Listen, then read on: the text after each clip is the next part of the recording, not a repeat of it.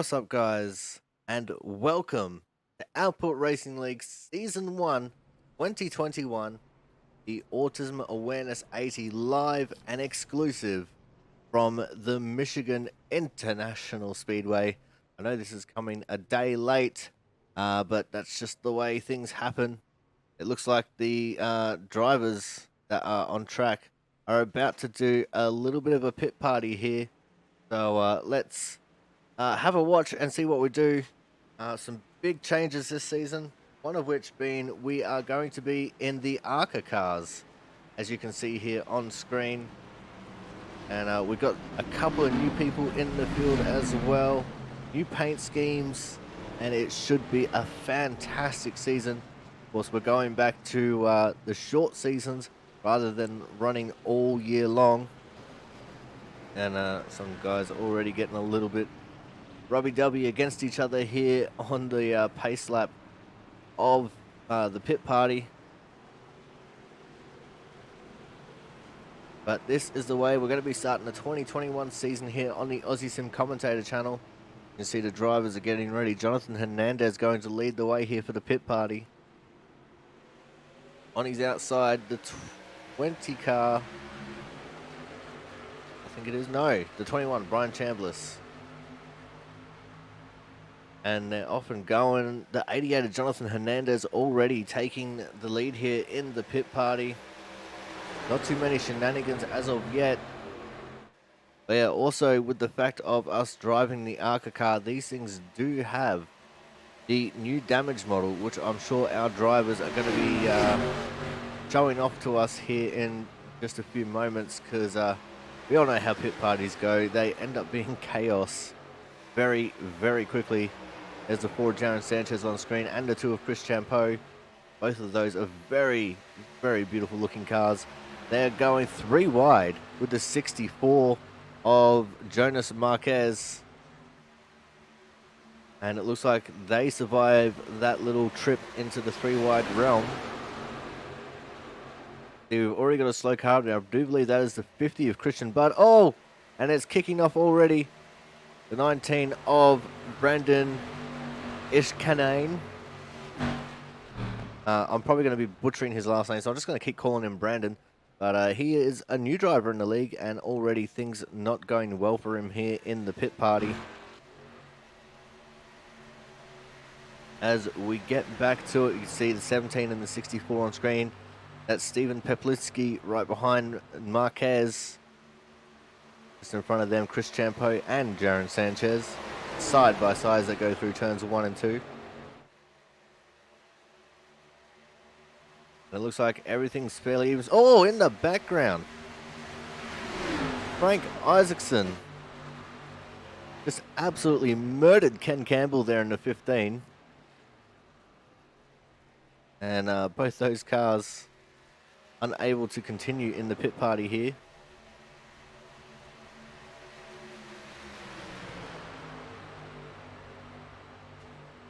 So it's definitely going to be interesting to see how the new damage model here will affect these cars going on throughout the race. Because if you start hitting the wall too much, then you do actually run the risk of cutting down a tire.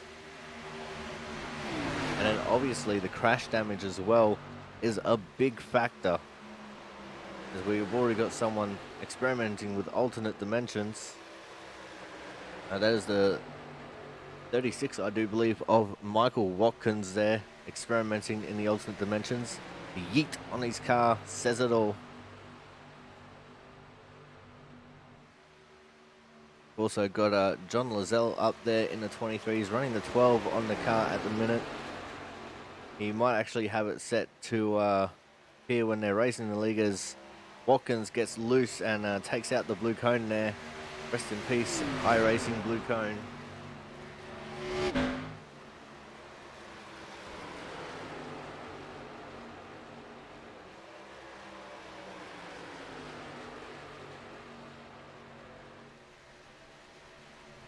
But it's definitely going to be a big, exciting season here for us. We're expecting a big field of cars to gather for this first race of the season. Now, don't worry too much about what the leaderboard there says. I do believe that it might be showing the standings at the end of practice here, because obviously this is a post-recorded race. I was not able to actually properly do this one live, but it's going to be as live as we can get it. As you see the 17 of Stephen Peplinski on screen, just sitting there behind Jaron Sanchez, biding his time. I'm surprised because there has actually been not as much carnage as one would have thought that there would have been. Oh, speaking of, there it goes. Carnage Central Peplinski. Broken his right front and has gone. 64's gone, the 24's gone. Jaron Sanchez is gone as well. A lot of the 4 cars taken out in that one. And then the 48 decided to join in on the party as well. I'm not sure who else that was that came in late. Andrew Perkins getting himself involved in that incident. On screen, got Thomas Harmon there in the 38, Matt Horton in the 33. The Matt Burgess in that beautiful looking Texaco car, getting all sorts of out of shape. Go back to these 3. Thomas Harmon, you got Chris Champeau in there, and the 33 of Matt Horton. And it's always really cool to see the different paint schemes people have on the different cars. Some of these guys actually choosing to make their car into another brand. Of course, these are all Chevrolets in the bare bones of it, but as you can see, the Thomas Harmon there running a Dodge. Running the Dodge Insignia on his car. See another Dodge up there as well in the 33 of Matt Horton.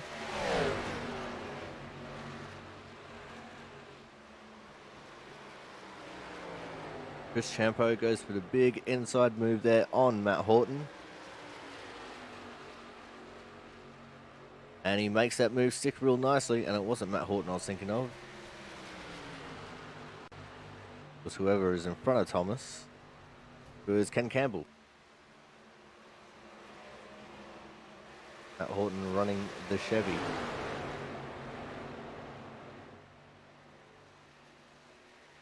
Ooh, as Matt Horton got a little bit loose there. Coming out of turn 2. And he actually got Matt Burgess flying his way through there as well. Matt on fresh tyres at the moment. No longer a part of the pit party. I don't actually know who was leading the pit party anymore. I think it might still be Hernandez.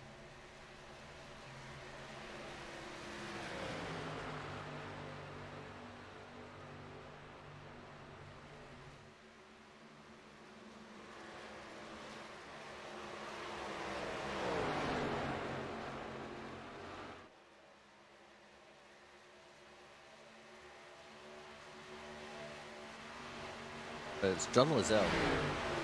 I've been corrected yet again. John Lozelle running the Dodge Charger up ahead. The Travis Massier going for the pass on Thomas Harmon. Travis, of course, running the Gladiator scheme. Love a good Gladiator scheme from Travis.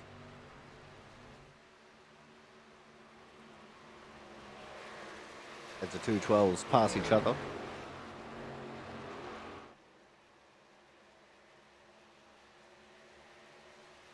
Jonathan Hernandez at the front of the train. As I said, in the lead of the pit party, I would damn near conclude that he is the winner of the pit party. But this is still where we have the highest concentration of cars at the minute.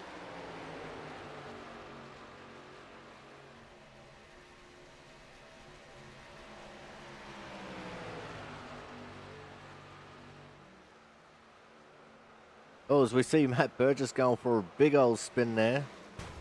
No one else got loose in front of him. I can hear contact. I can hear a lot of contact, actually. Oh, and shenanigans have ensued. This actually gives you the perfect look at how the damage model affects the cars. You can see lots of damage forming on the cars. As we see the guy who is the sponsor for today's race, the 24 car of Frank Isaacson. And what a beautifully presented ARCA car he is running here today. See if we can get a tighter shot on it. Here it is, the 24 Autism Awareness car.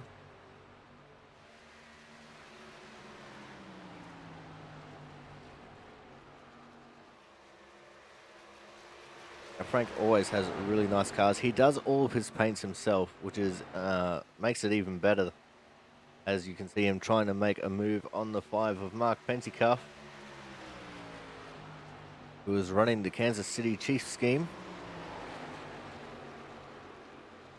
Got Jonas Marquez just in behind Frank as well.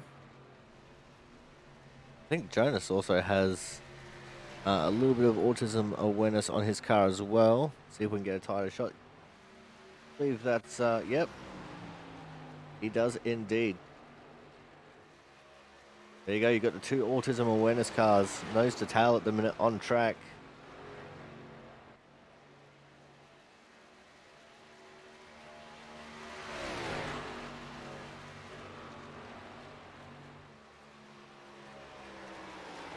And both very nice looking cars.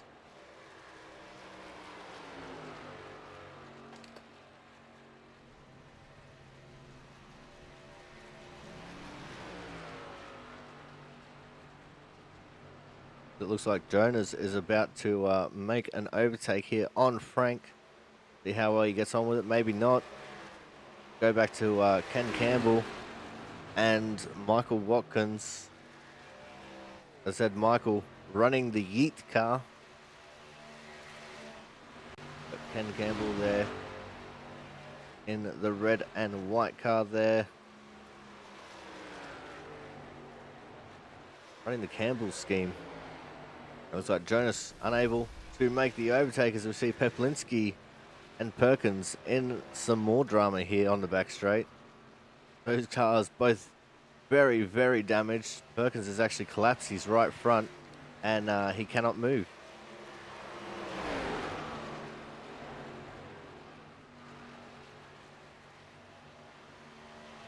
And that's just what we love about the damage model. Oh, it's in the background. Someone else has gone around. Thomas Harmon. I see Thomas Harmon making too many mistakes. And that is definitely a bit of a big one. He had some pretty big right front damage there. Possibly got into the wall. Quite see it properly though.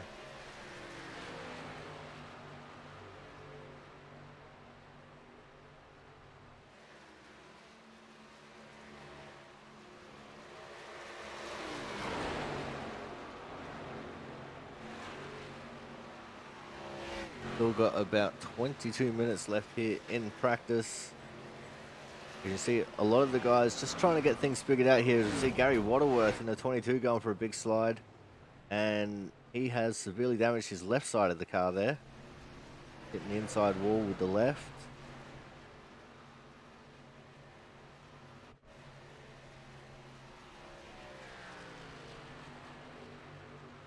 Go back to looking at Frank. Behind him, Ken Campbell.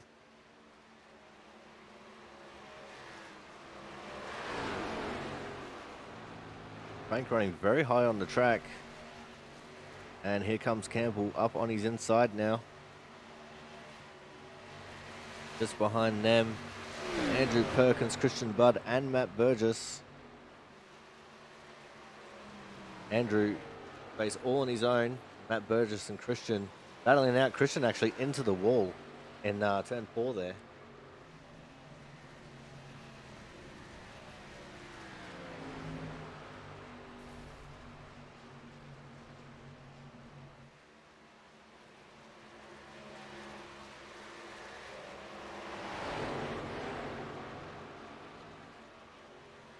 You guys have probably also noticed that we got a new video playing as well.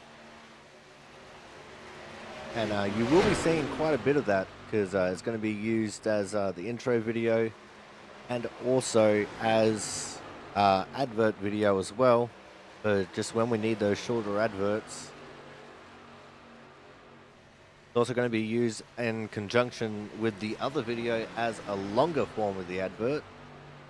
So it'd be a 150-second advert. And you'll also see quite a bit of it during qualifying as well, because obviously we don't show you guys qualifying. So you'll get a mix of both videos for that. And it's actually been ready for a while, but Jaron never told me about it. We see a little bit of a group here. We've got Andrew Perkins, we've got Ken Campbell, got the 37 of Timothy Swiggett, the 21 Brian Chambliss in there, and the 12 of Matt Burgess, as someone just absolutely blew up coming into the pits. That might have been the 17 of Peplinski.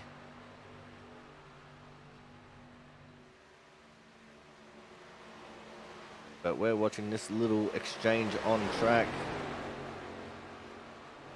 As I see the smoke from someone else getting loose, that is the 8. The 8 of Blake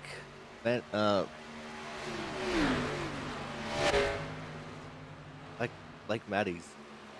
I just had a mind blank there for a second because everything just swooped past him so quickly. And we've got another new driver here as well, the 39 car of James Watson. This is a very different looking car as well. Got the pastel colors on it. See if we can get a bit of a tighter shot on him here. Got Penske on the hood as he gets loose. And he saves it. You see he's choosing to run the Ford livery on it.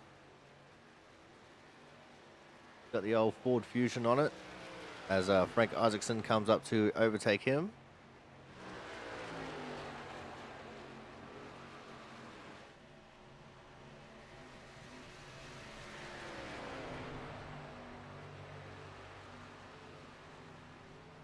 Go back to looking at Timothy Swiggett, who is trailing Brian Chambliss at the moment.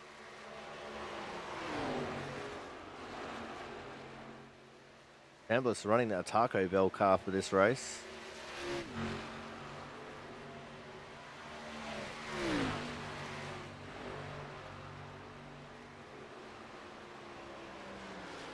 Still there in the foreground. Oh, Michael Watkins going for a big spin, hits the grass and loses his front bumper.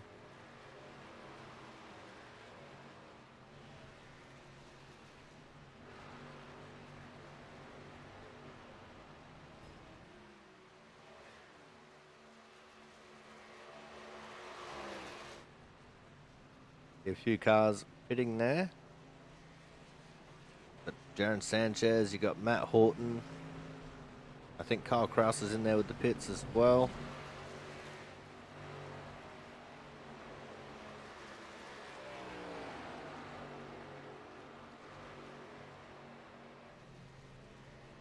There is about 17 minutes left here in practice.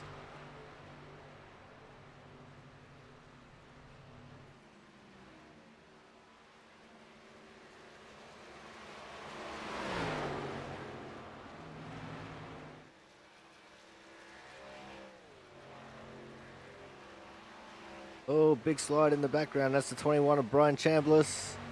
Oh, he makes it all the way to the inside there. Debris everywhere. And engine go boom. Or the other car spinning there in the background as well. As we see Peplinski going for a slide as well. Into the outside wall. Drops some debris.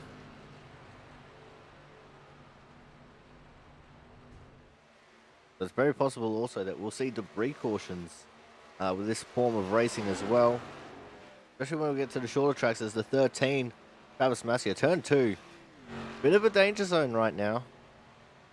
It might end up being the same way in the race.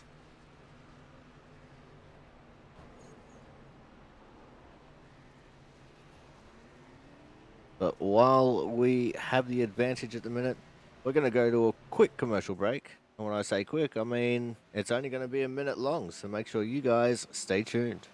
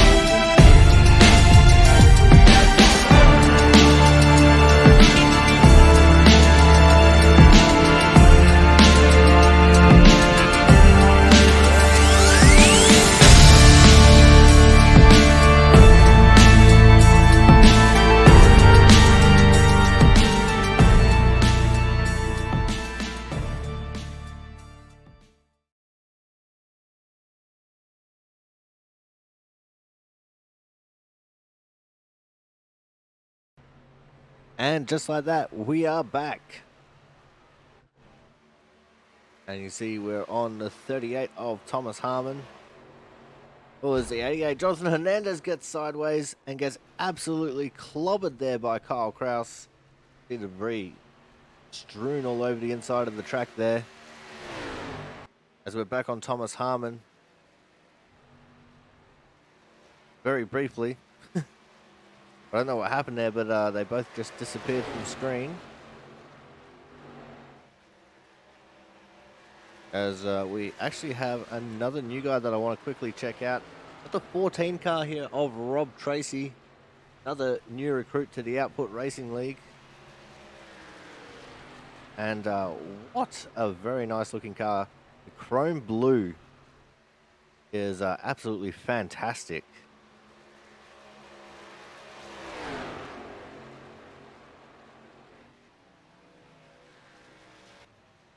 As he is about to get overtaken by Blake Matties in the 8 there, running the Bud livery. And they seem to have blinked out in this area, so we're going to go back to focusing on crashes.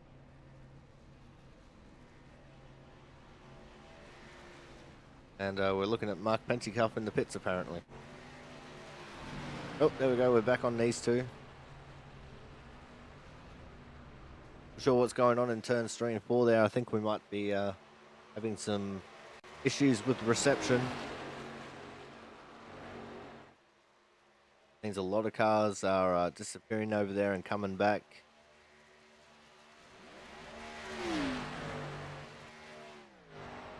Yep, it's happening again. There's Rob Tracy in the 14. Oh. Looks like drivers might actually be preparing here for another pit party as Peplinski gets hammered by the returning Tommy Bordeaux. Very glad to see Tommy Bordeaux making his way back to the Output Racing League. Former champion, former 2-time in a row champion is Tommy Bordeaux.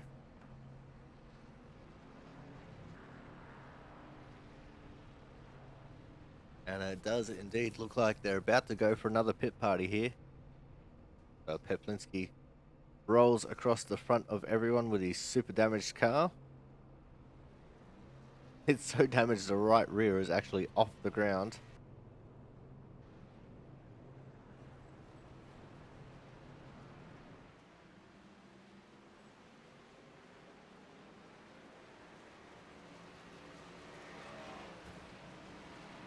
Peplinski continuing to try and roll around with the damage on his car.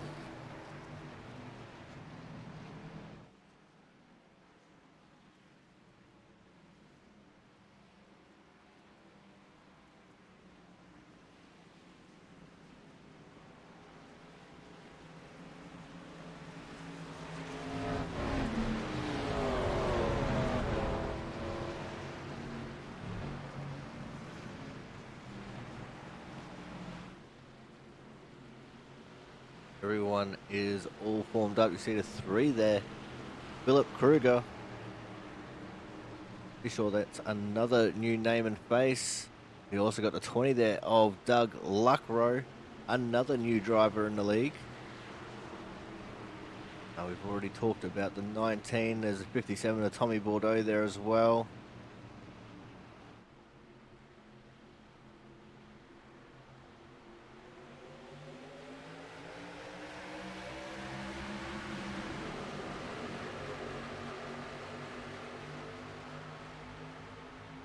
You see it's already chaos, 3 wide for 2 rows at the back of the pack. As that's where some of the faster guys decided to start. And just look at this group of cars, 4 wide even. Can we go 5? I think we can, and I think they did. Can't see it too well though. Looks like they're back down to at least 3 wide. There's Tommy Bordeaux on the 57, very beautifully presented car for the 2-time champion, the inaugural and the second season champion. As they are 4 wide towards the back of the pack again, and it's all gone wrong with the 5 of Mark Pentecoff. Be sure the 38 of Thomas Harmon was in that as well. And the 33 of Matt Horton who was continuing to reverse down the track. The 88 of Jonathan Hernandez is gone. Oh, Tommy Bordeaux's gone as well. We've got a big stack up coming off turn 2. Look at all that damage. That's a lot of damage.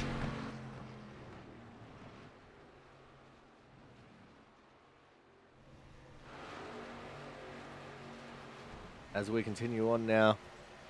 Oh, the 20 of Doug Luckrow. Absolutely getting it wrong coming into the pits. Got more cars in the pits than what we do on track.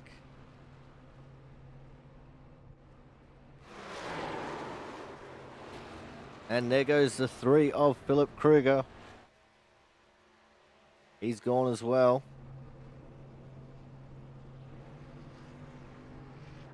And it looks like we're possibly going to be restarting that pit party after the ginormous pile-up we had there coming out of turn 2.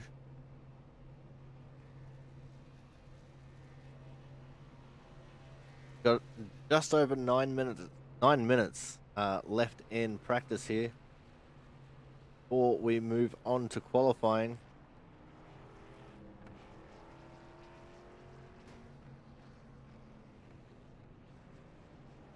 As the drivers start rolling back out onto the track.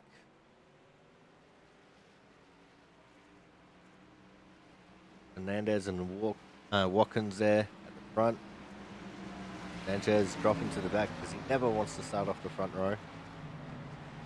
There's Doug Luckrow in the 20.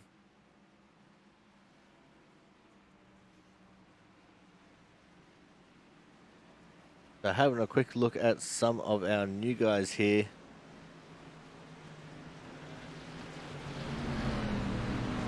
Rob Tracy is an 1853 I-rated A-Class 3.79 driver. Brandon in the 19, he's a 1555 B-Class driver with a 3.01 safety rating. Doug Luckrow, 1872 with a 2.63 A-Class license. James Watson, who we haven't seen yet, the 39 car, he is a 2964 A-Class with a 4.26 safety rating. Ken Campbell is a 2142 with an A-Class 2.64. And Philip Kruger, 1733 with an A-Class 2.46. And for those of you who want to catch up on Tommy Bordeaux, 3970 A-Class 3.81.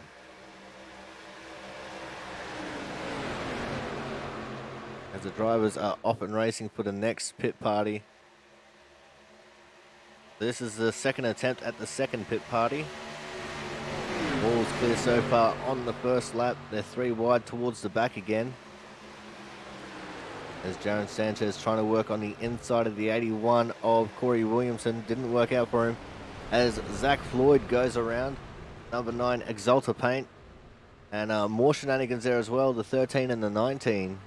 Travis Masia and Brandon Ishkanine. I don't know. I'm definitely going to have to ask him about that name. So I don't butcher it too much.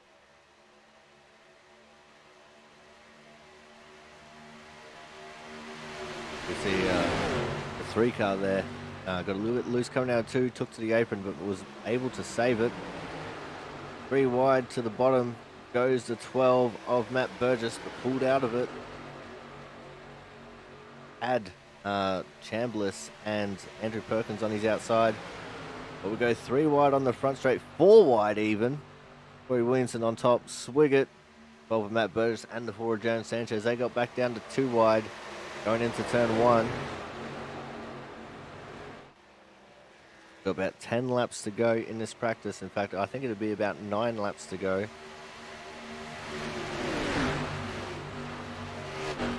As we see some very defensive moves there on the back straight. 12 of Matt Burgess tried to hold down the 4 of Jaron Sanchez, and they're going to go 3 wide in the back of the corner there. And they're still 3 wide coming off the turn 4. So we're looking up towards the front here. Focused on Andrew Perkins, who's just sitting in behind the dimension jumping Michael Watkins. As Wiggett got a little bit loose. You see in the background there, the 14's gone around off the turn 2.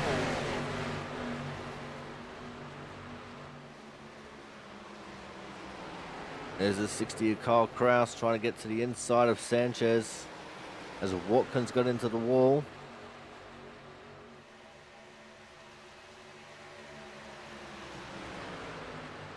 Now it looks like things didn't work out as far as trying to get an overtake there.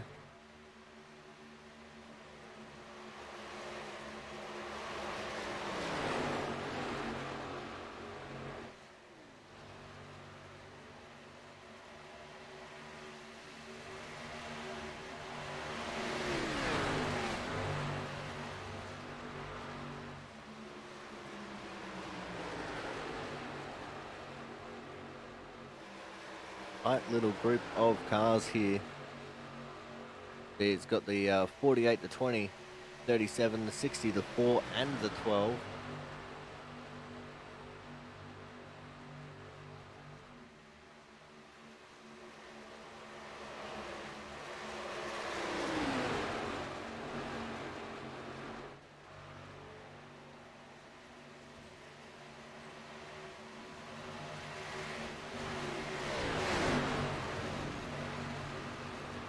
It looks like the 20 car there got into the wall a little bit, Doug Luckrow. And he fell off the back of this pack.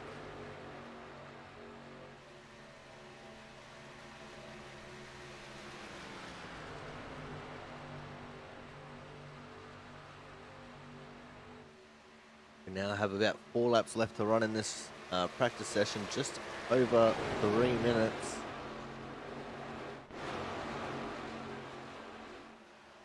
Normally this would be about the time people start pulling in and doing simulation qualifying runs, as Thomas Harmon got booted down into the inside wall there. A little bit of front end damage, but it doesn't look too bad.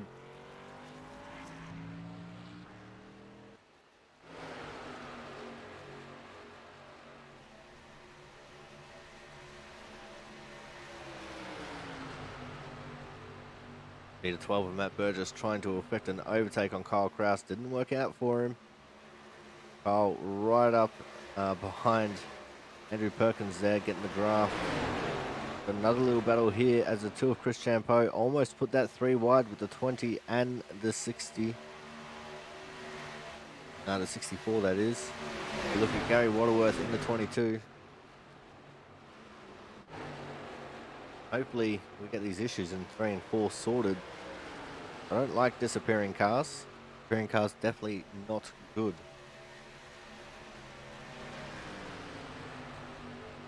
Cars are disappearing and we can't watch the action.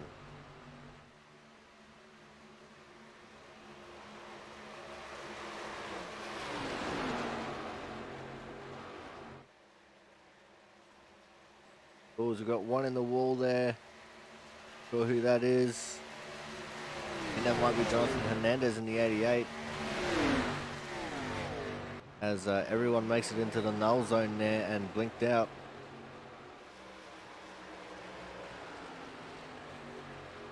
We'll try and get those dead spots sorted out for the race broadcast. Obviously this is still just practice at the minute.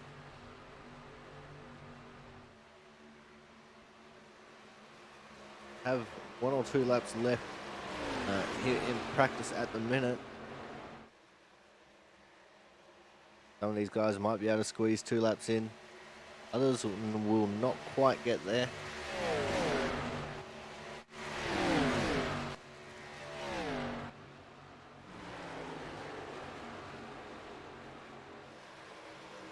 But with now less than a minute to go, we're going to go to a quick commercial break here, and when we come back we will have the starting grid for the Autism Awareness 80 right here from the Michigan International Speedway. So make sure you guys stay tuned.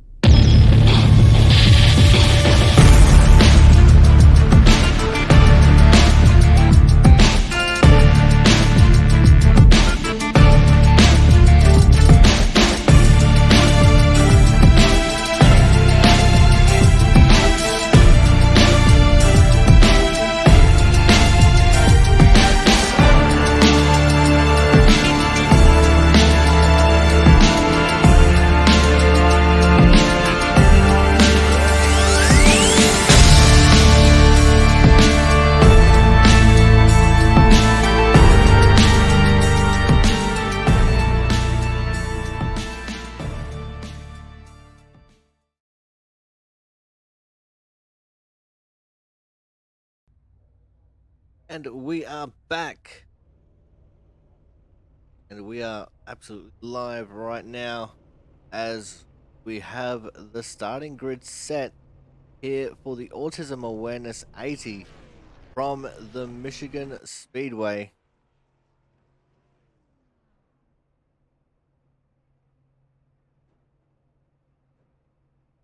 And on the pole is going to be Christian Budd. And on his outside, I'm pretty sure will be the 88 of Jonathan Hernandez. Actually, no, it's not. It'll be 27 of Jonathan Bell. Third place is going to be the 33 of Matt Horton. This is the issue with the post-race recording. We don't know who's going to be where until they spawn in. The fourth place is going to be the 88 of Jonathan Hernandez. Fifth going to be the 9 of Zach Floyd. P6 is going to be the 4 of Jaron Sanchez. Timothy Swiggett in the 37 will be out of P7. P8 will be the 17 of Stephen Peplinski. P9 will be the 36 of Michael Watkins, and P10 will be the 60 of Kyle Kraus. Rob Tracy in the 14 will be out of 11th, with James Watson out of 12th. And we're going to have Andrew Perkins and Matt Burgess out of 14th. I think I'm out. 15th, the 2 of Chris Champeau. 16th, the 22 of Gary Waterworth. Mark Pentecuff in the 5 out of 17th. 18th will be the 3 of Philip Kruger. 19th, the 15 of Kevin Campbell. 20th will be the 19 of Brandon. Frank will be out of 21st. 22nd will be Travis Masia. Trying to find the buttons to press. Tommy Bordeaux will be next. And then Thomas Harmon. We've got Brian Chambliss back there as well in the back of the pack. John Lazelle in the back as well.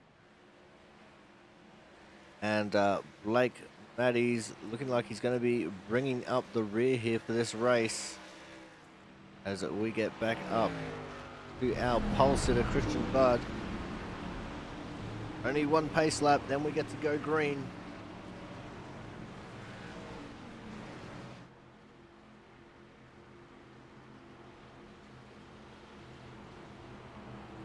As the drivers start getting ready to go.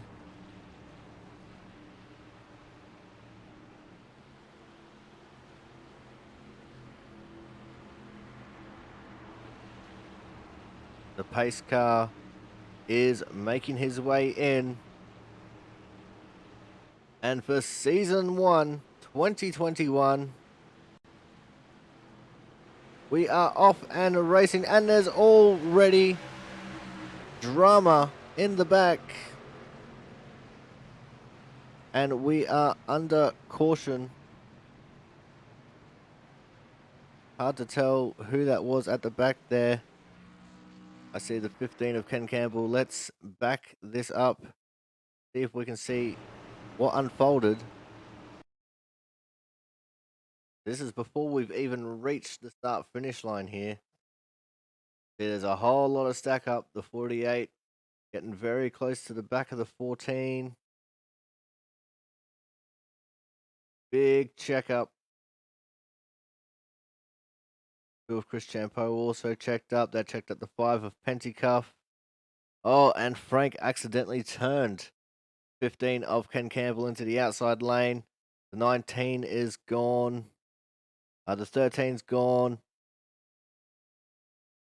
Oh, unfortunately, the 8 also involved.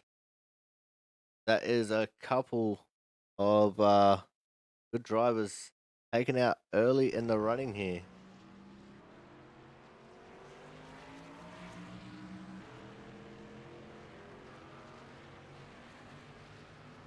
So let's see how the field is looking at the minute. And looks like it's going to continue to be Christian Budd off the pole, possibly. Although in saying that, it looks like Jonathan Bell might actually be ahead here, maybe. No, they're just continuing to line up side by side.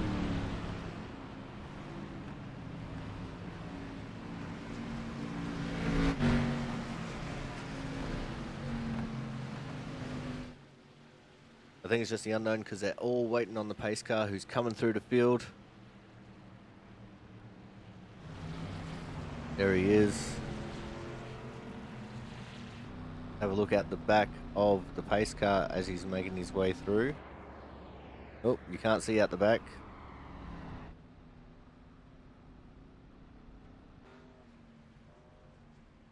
What if we go to his nose? Surely we can have the nose of the pace car. As long as it stops going to Christian Budd. See the pace car phasing through everyone as he makes his way to the front of the pack.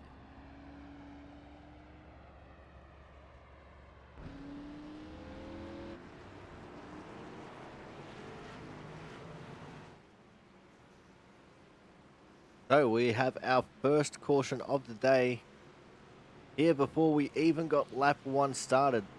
And the 27 of Jonathan Bell is going to be leading us here.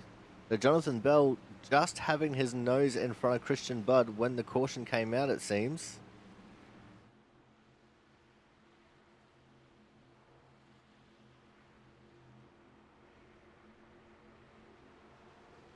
So we just had got the green and then got yellow flag straight away.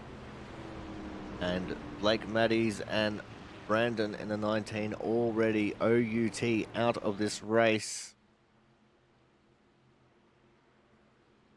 So our 30 car field is now down to 28.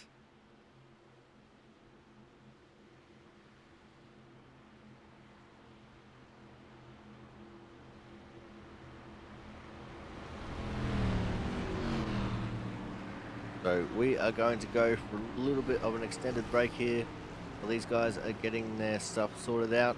So make sure you guys stay tuned.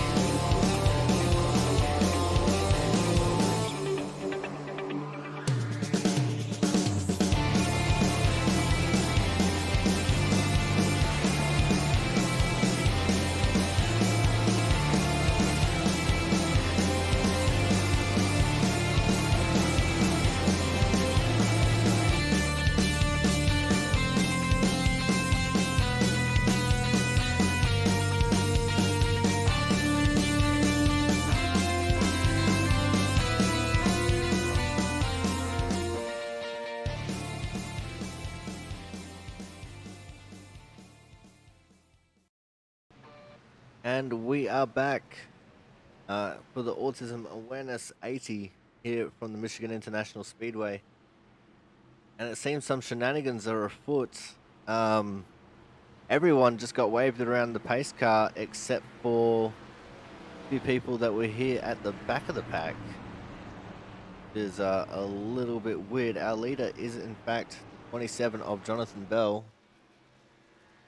We've quite a few cars that are stuck behind the pace car here. Stephen Peplinski, John Lazelle, Corey Williamson, Tommy Bordeaux, Doug Luckrow, Zach Floyd, Travis Massier, and Ken Campbell. So it looks like we're going to be experiencing a little bit of a delayed restart here while we try and get everything figured out. I think what we're going to do is get these drivers waved around so we can get our leader back to the front of the pack. But the current order is Jonathan Bell, Christian Budd, Matt Horton, Jonathan Hernandez, Jaron Sanchez, Timothy Swiggett, Kyle Kraus, Michael Watkins, James Watson, and Rob Tracy as your top 10.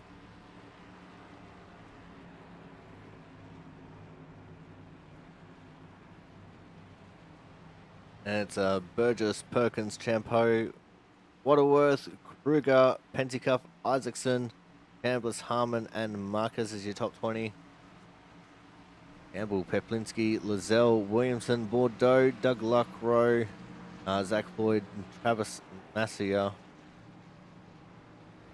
And it looks like Zach Floyd is a lap down. Not sure where Zach is, but it looks like we're starting to get people caught back up to where they should be now. A few people going around the pace car as we speak.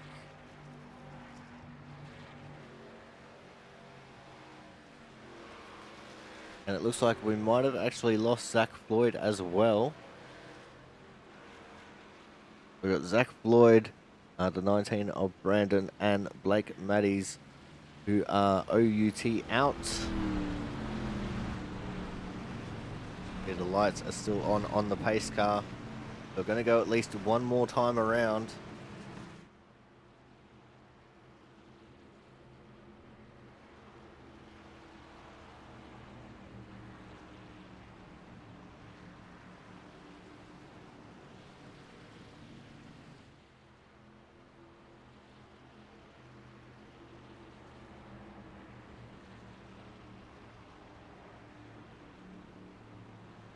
So let's see if that gets us sorted out. This is going to present us with a bit of a unusual situation because everyone got automatically waved around the pace car. That means that it's going to be a single file restart, which is not something that we experience too terribly much of here for the Output Racing League.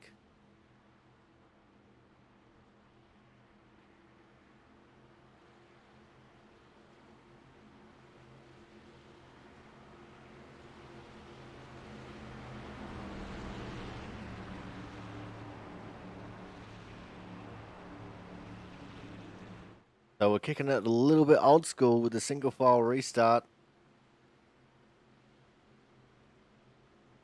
Lap 7 of 80.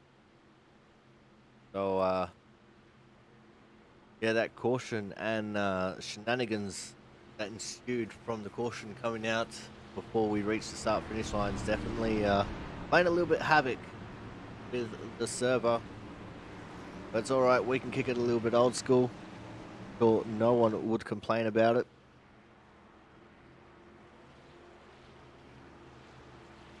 So let's get ready to get it on.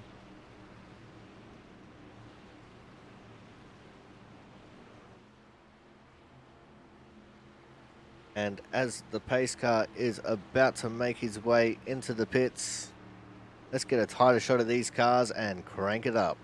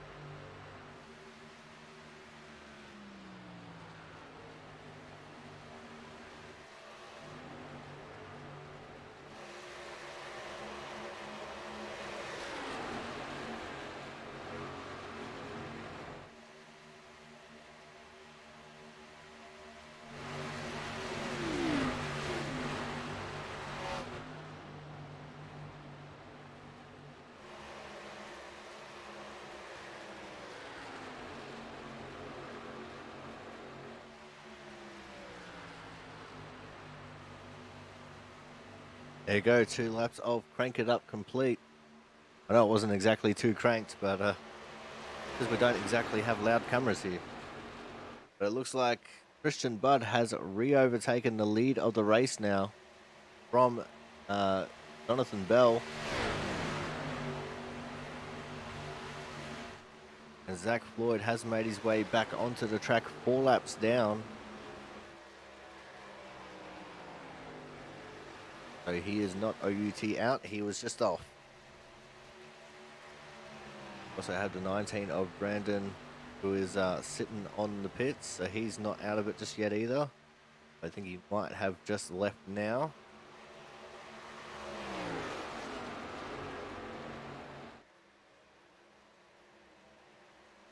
It's Christian Budd opening up a lead here now from the 27 of Jonathan Bell. Jonathan Hernandez has now overtaken for the 3rd position. There's a 33 of Matt Horton just in behind as well. Jones Sanchez actually doing pretty well, sitting there in 5th at the minute. Looking pretty alright. But one thing about these 1.5-mile tracks is that it's very easy to burn up the right front tire. So we'll have to wait and see how good these guys are at trying to save that thing if we do end up getting a long green flag run here. Take cautions, breed cautions, but single file restarts usually don't follow that mantra. As we're trying to have a look back in the pack here for a little bit of a battle that we got going on. Going to focus on the 21 of Brian Chambliss, who is making some moves. He's up on the inside of the 14 car right now. That's Rob Tracy, one of the league rookies. See Thomas Harmon in the 38 sitting there as well. And he's actually going to look to the outside of Chambliss as well. We have a little bit of smoke ahead in the 12 car of Matt Burgess, trying to fight for some position on the outside. He's going around the outside of Kyle Kraus in the 60.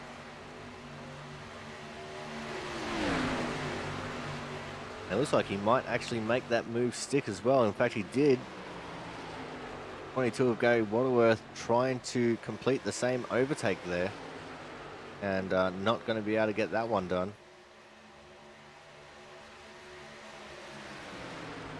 Go back up to the front of the pack, and Jonathan Hernandez has overtaken for the 2nd position. We've missed it.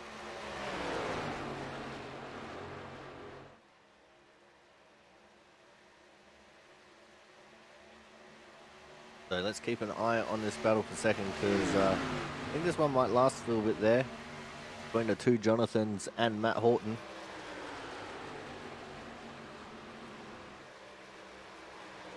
And there's 2 kinds of jokes that you can go with Matt Horton. Either go Horton Here's a Who, or you can go for Tim Hortons and demand that he brings you a coffee. Speaking of coffee, I'm all out.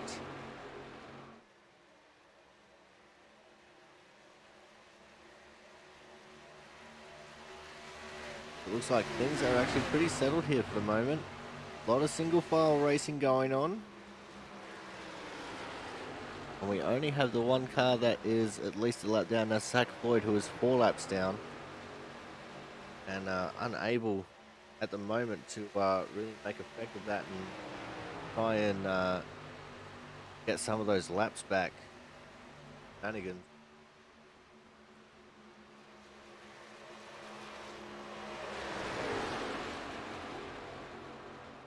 Or whether he had connection issues with the server, or whether he was involved in that first lap skirmish.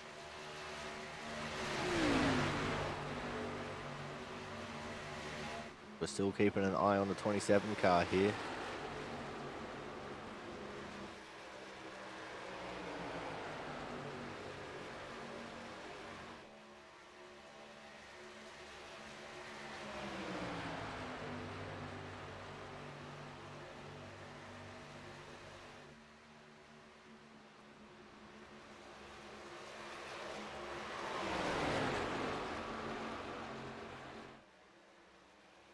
Like Jonathan Hernandez went a little bit wide there.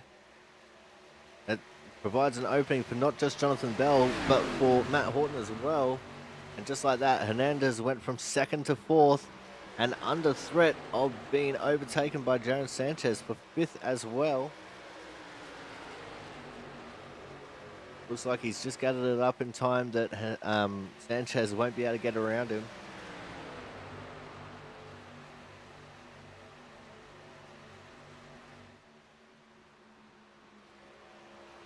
Matt Horton in the 33 looking a bit racy now as well.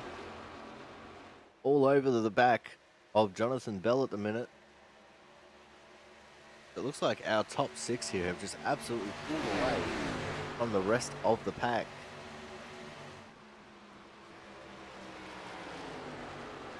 Tell you what, Chris Champeau has done a mammoth effort already. We're only on lap 18. And he has already overtaken 8 cars and is up in 7th position. Definitely going to be in contention for the Hard Charger award here.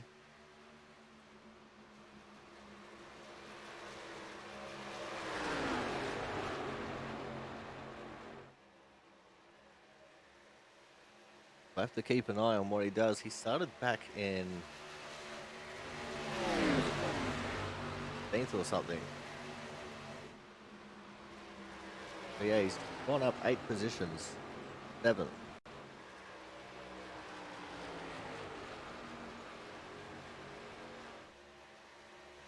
Now remember, for the Hard Charger award, driver must actually do a qualifying time that is within a certain amount of time of the leader to be eligible.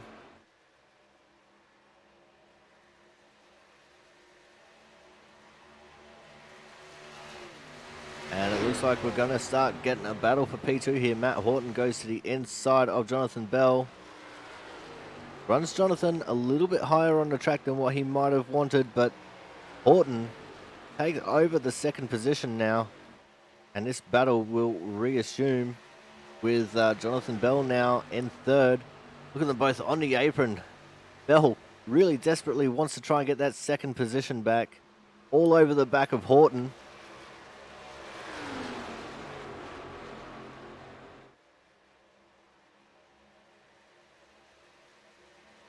Horton hearing no who's today. And he's giving no quarters either. Don't expect no free coffee.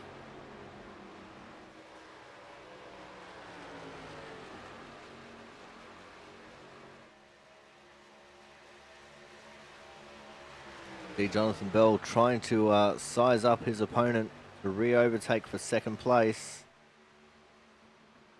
I thought that they'd be doing a little bit of tyre saving here. It doesn't look like that's the case. They're driving pretty hard.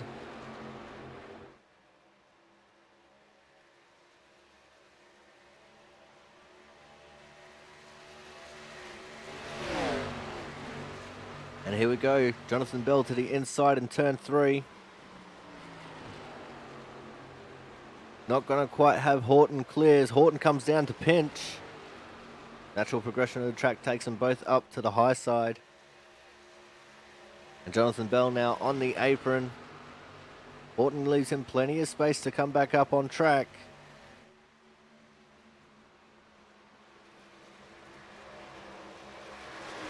Side by side we go through turns 1 and 2. And Horton's going to have the advantage here with the momentum on the outside lane. This is also drawing Jonathan Hernandez back into this battle. Into turn 3 they go, still side by side. We've been side by side for an entire lap. Horton much higher on the track than what he was last lap. Looked like he possibly got a little bit loose there coming off of turn 4 as well, but it still worked out for him. Maintains that second position. Here comes Jonathan Hernandez now looking for the outside on Jonathan Bell. Not going to take it this time. Gets him behind, bides his time.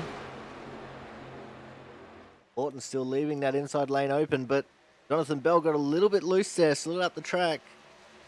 Now that's going to open up the chance for Hernandez to overtake for third. And he does it going into turn 3 quite easily. the Dude Wipes number 88 car.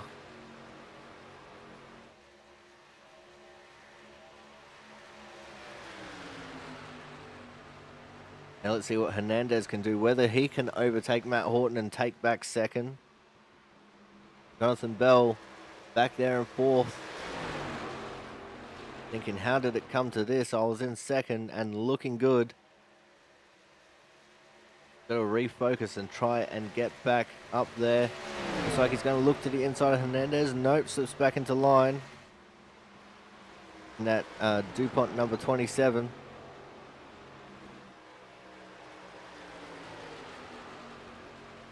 Of course, Matt Horton running the Johansson paint.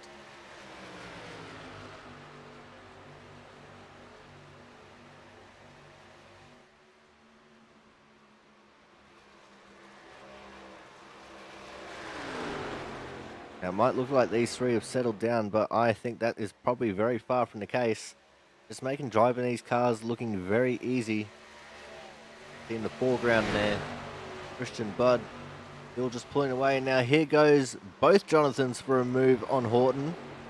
Hernandez makes the move stick, and Bell make the move stick as well. And it looks like he will coming off turn 4, so both Jonathans just absolutely swamped Horton. Horton, similarly to the other two, just went from second all the way back to fourth.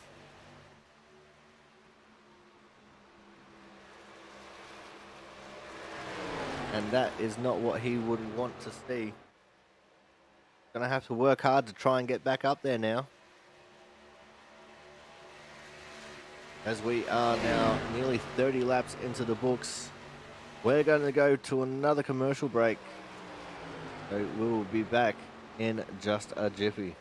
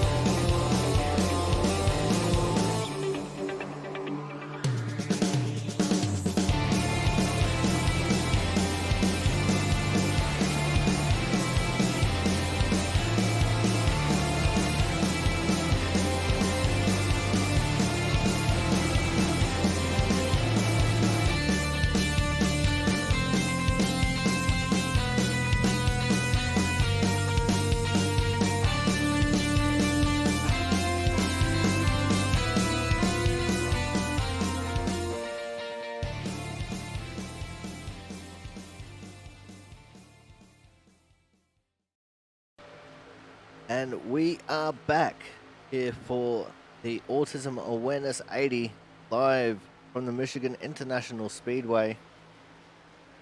And Jonathan Bell has re-overtaken Jonathan Hernandez for the second position. You can see Matt Horton trying to look like he's going to take back third. So let's get back into a little bit of a closer view of the action here. Christian Budd still leading the way, but he's only got 0.8 of a second over these guys.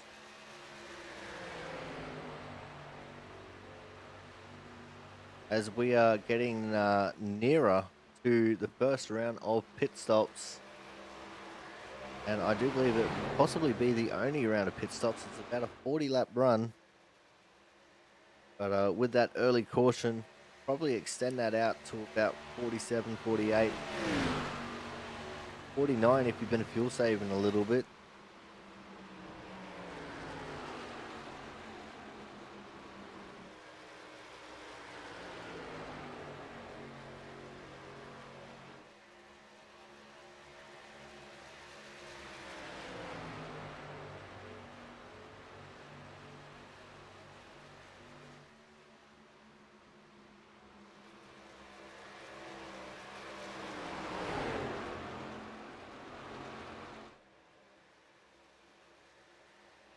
Jonathan Bell actually starting to pull away here from Jonathan Hernandez a little bit. Weaving down the track to try and break the draft.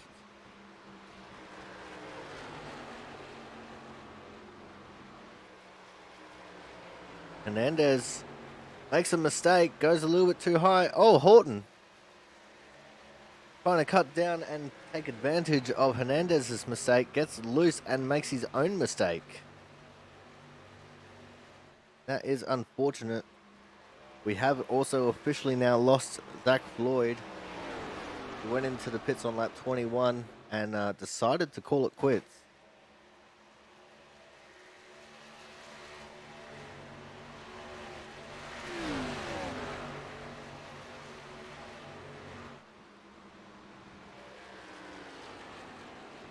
Here comes Jaron Sanchez now behind Matt Horton. Closing in a little bit. Sanchez is not in a world of la-la because here comes Timothy Swiggett as well in the 37. Looking to take the 5th position away from Sanchez.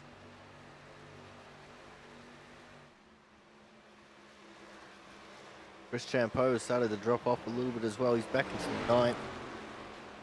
I'm not sure what that means as far as the hard charger goes.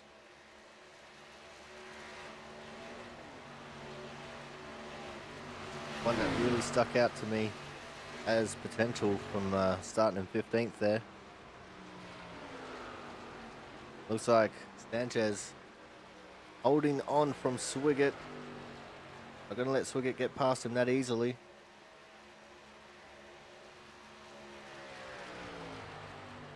As we're only a couple laps away from halfway in this race.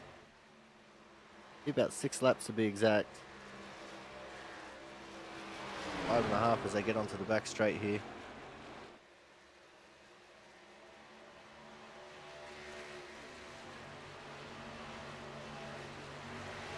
This is where they're going to start experiencing their tyres going a little bit off.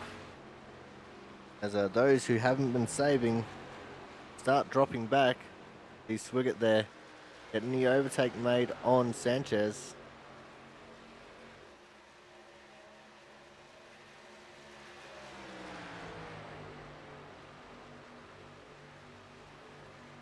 So let's go back up to the front of the pack. Christian Budd, as you can see, Jonathan Bell, and closing in on him ever so slightly every lap. That gap has been coming down and coming down.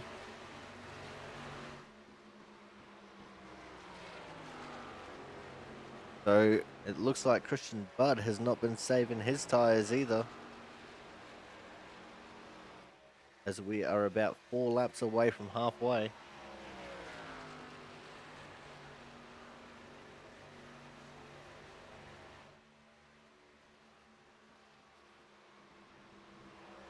Christian Budd still leading the way.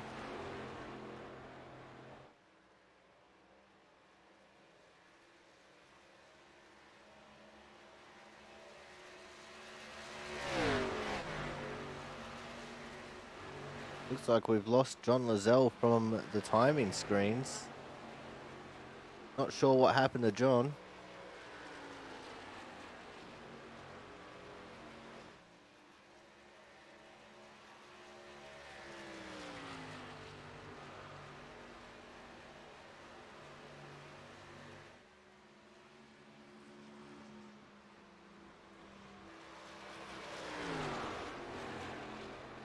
But yeah, Bud still about 0.2 faster than Jonathan Bell at the minute. As we get around our first lap car, which is the 19 of Brandon, who is making a return to the track. Got a long way to go before he makes up any positions. He's 36 laps down. Now the first car on track who was laps down. As I said, Lozelle's still in the pits. Zach Floyd is out and in the pits. And Lozelle actually making his way back out onto track 2 laps down. Obviously he had a little bit of damage there and decided to go for an early stop. Early stop, my apologies.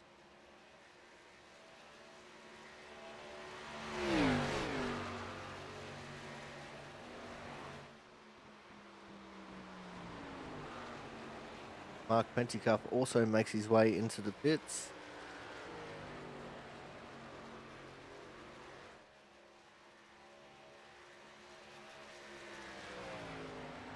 So it's going to be interesting to see where the strategy is going to start coming into play here. Drivers have got a bit of figuring out to do as far as what they do strategy-wise. Do they bank on a caution coming out when everyone's pitting, or do they just go until they run out of fuel? As the gap between the two leaders has come right down now. Christian must have made a little bit of a mistake because there's only 3 or 4 tenths in it.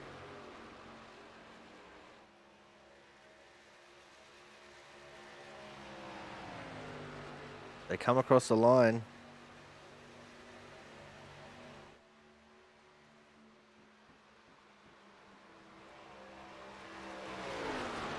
And that gap is visibly a lot shorter than it was.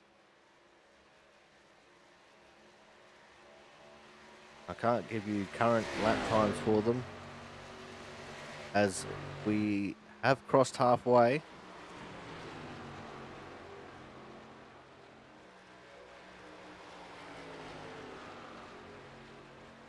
When we get to start finish line this time, we officially have 39 laps left to run in this race. Means we should be very close to the pit stop cycles, as it looks like the 19 of Brandon back in the pits, not happy with the repairs that have been done to his car.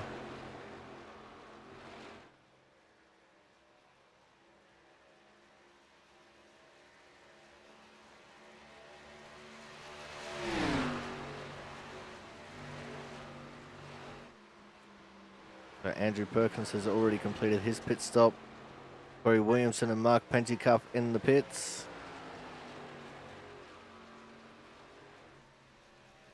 Matt Horton has overtaken Hernandez for third.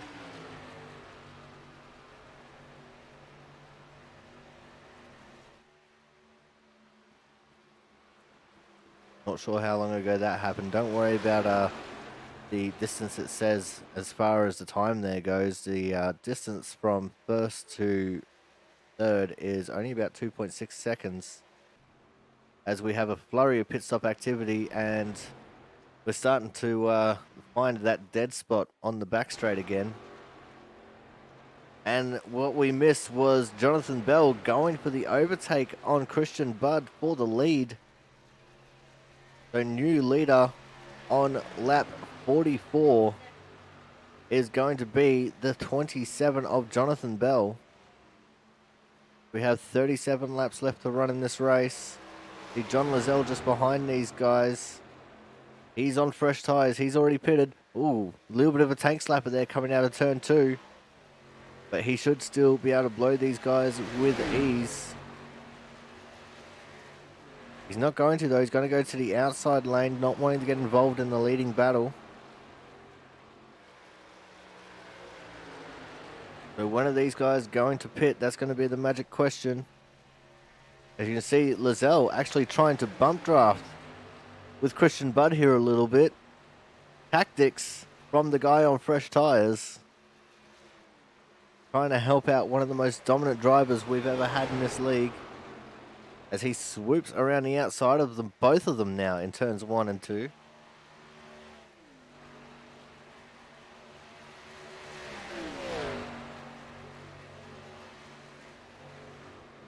It's still Jonathan Bell from Christian Budd. And Christian is pitting this time, lap 45.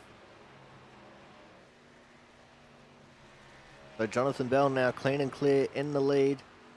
Matt Horton and Jonathan Hernandez still there as well.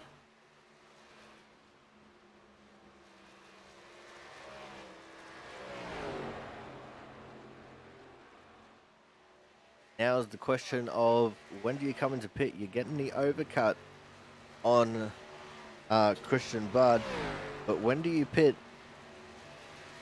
and try and take advantage of it?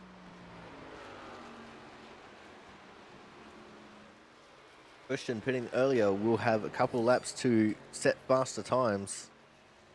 The way the tyres wear around here, pitting a little bit later is actually quite a bit more advantageous.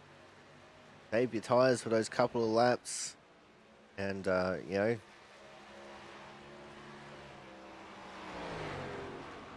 I reckon from here it could possibly be Jonathan's race to lose. You can see Christian Budd just come out of the pits ahead of Jonathan Bell there. Christian is on the lead lap, I do believe. Last car on the lead lap. Jonathan Bell comes in this time. We're going to go see Hernandez. Hernandez is coming in.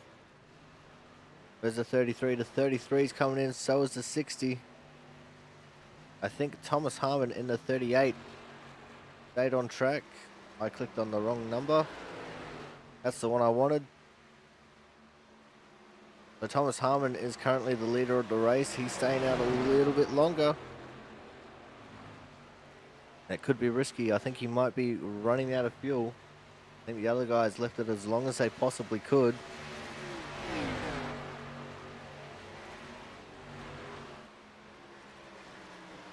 Got Chris Champeau there with him as well. And they're still not pitting. Oh wait, no, they are. Here they come. Let's see if we can find the 57 of Tommy Bordeaux. We cannot. There he is. I think Tommy Bordeaux has just assumed the lead of this race. See Michael Watkins in the 36 pitting. Tommy Bordeaux actually did come into the pits on lap 2. And I'm very glad to say that he has just led that lap. I don't know if he officially led that lap. No, he was P2 on that lap officially. Chris Champeau officially led that lap.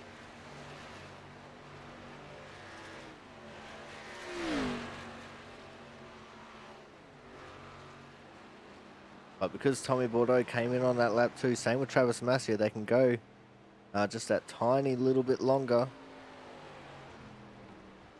And here comes Tommy Bordeaux now. Let's see if we can find Travis Massier. He's coming in. And this will leave the 50 car of Christian Budd back in the lead of this race.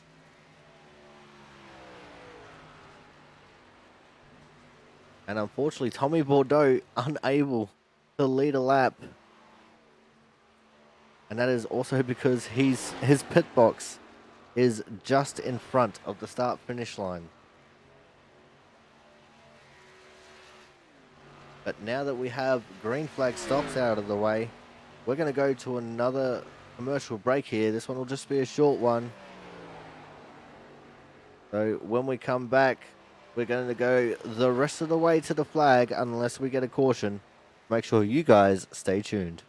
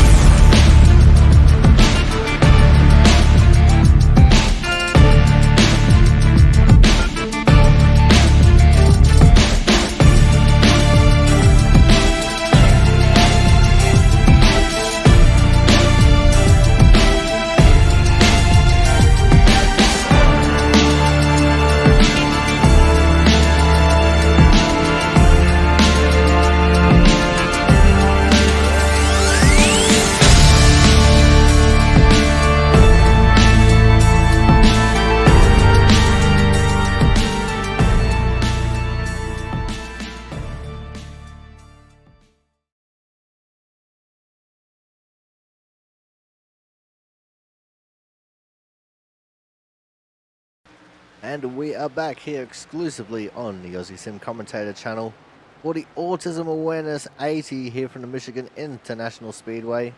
As you can see from the blimp cam here, Christian Budd in the lead and negotiating lap traffic. In fact, almost running into the back of Mark Pentecoff there, the 5 car. As we're going to go back to getting a closer look at the action. P2 is currently the 27 car of Jonathan Bell. You can see Jonathan Hernandez right there as well, just behind him. and they have not long ago just gotten around the 4 of Jaron Sanchez, who pitted a couple of laps earlier than these guys. As you can see, Jonathan Bell trying to get all the way down with Lizelle, getting that draft, and that actually allowed Hernandez around his outside. Lizelle was just getting out of the way, and Bell thought that he could get that draft and maintain position in front of Hernandez, but that's not the way it went.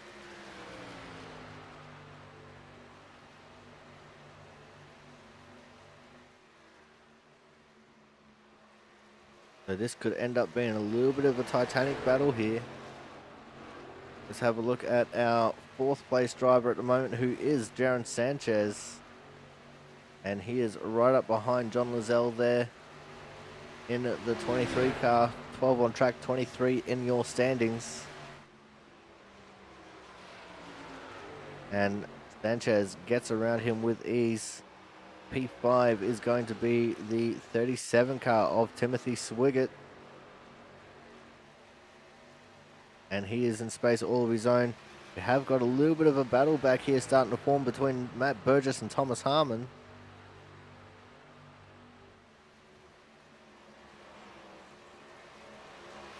Oh, and in the background there, I think we just heard Kyle Kraus getting into the wall. He's definitely not going too terribly quickly here. Have to wait and see if we can have a look at the right side of his car, see if he's got any damage there. Doesn't look like at the moment he's got any damage, but he's definitely visibly slower than the rest of the cars here behind him. There's been the 2 of Chris Champeau and the 22 of Gary Waterworth. James Watson behind these guys as well in 13th. So this is for the tail end of the top 10. Chris Champeau wants it, but Kyle Kraus is not going to be easy to overtake.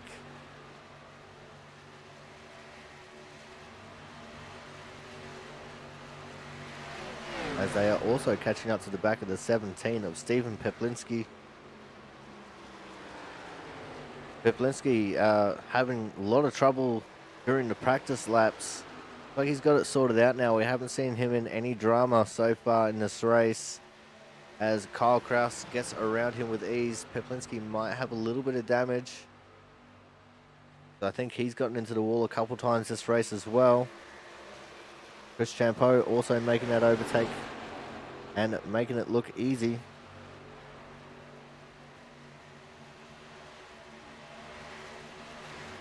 A little bit of a gap starting to form between our 2nd and 3rd place drivers of Hernandez and Jonathan Bell. As Jonathan Hernandez, my apologies, is starting to catch up to Mark Pentecoff. This is the terrible thing about having 2 Jonathans that are very highly competitive.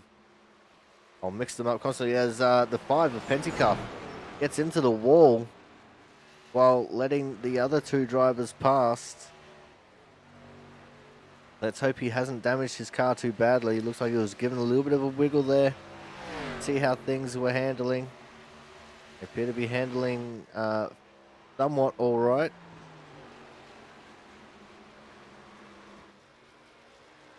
Go check in on our leader, see how he's going. Got a little bit of space before he catches the next lap car of Travis Massier. But he is in an absolute world of his own right now. 4.1 seconds in front of Hernandez. And the gap between Hernandez and Bell's sitting currently about half a second. Maybe just a little bit more.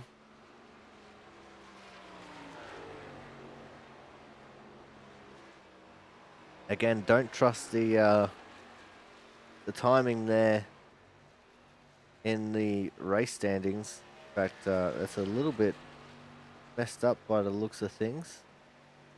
I'll just do a quick restart on that program. See if we can get it looking good again.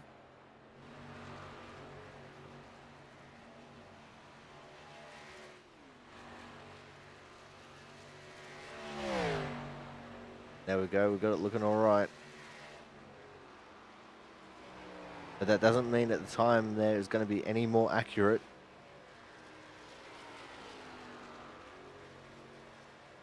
Let's go back and have a look at Hernandez and Jonathan Bell here, because Jonathan Bell, ever so slightly, creeping back up to Christian Budd here.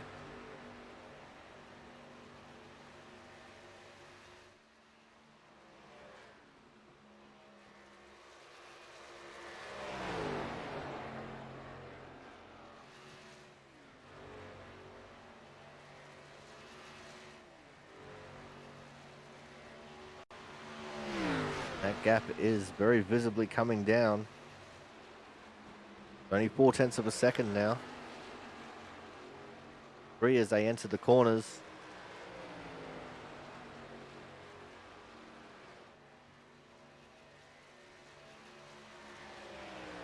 Jonathan Bell on a charge right now, as Christian Budd's actually also been losing a little bit of time as well.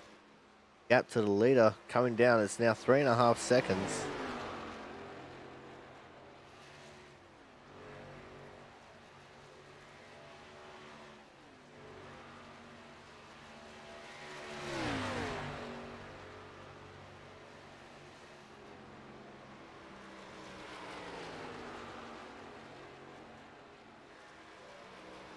Bell trying to get ever closer to the back of Jonathan Bell. Bell's trying to get ever closer to the back of Jonathan Hernandez, my apologies.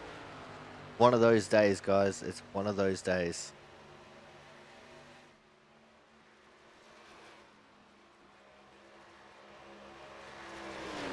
As this gap is only about 0.2 of a second now. Flickering out to 0.3 every now and then, but with every second that goes by, Jonathan Bell getting that little bit closer to Hernandez. And the gap to Christian Budd is now down to 3.2 seconds as well. But not only is Bell catching Hernandez, but both of these drivers catching Christian Budd. And it looks like we have also lost Michael Watkins from the race. So we've got 26 out of our 30 starters still rolling around the track.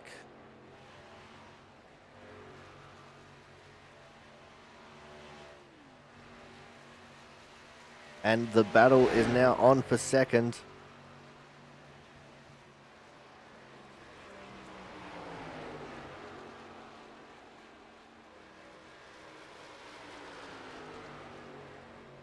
Let's see what Bell can do to try and get around Hernandez. And whether he can in fact make it around Hernandez.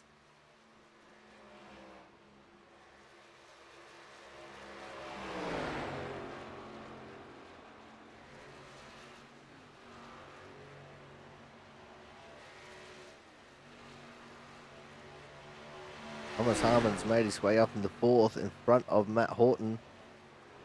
Aaron Sanchez has fallen back down to P6.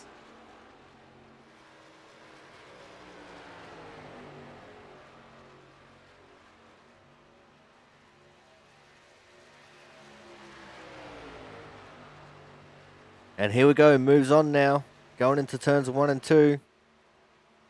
It's a Jonathan on Jonathan battle. And Hernandez really high on the track.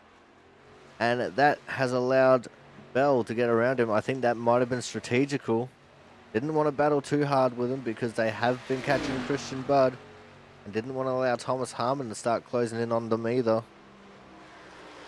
So good job there by Hernandez and Bell to make that pass as quick and painless as possible.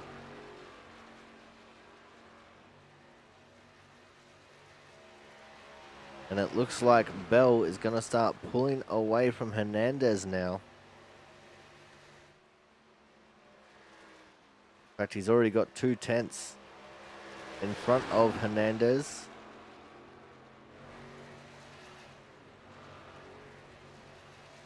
But as I said, we know that Jonathan Bell's quick.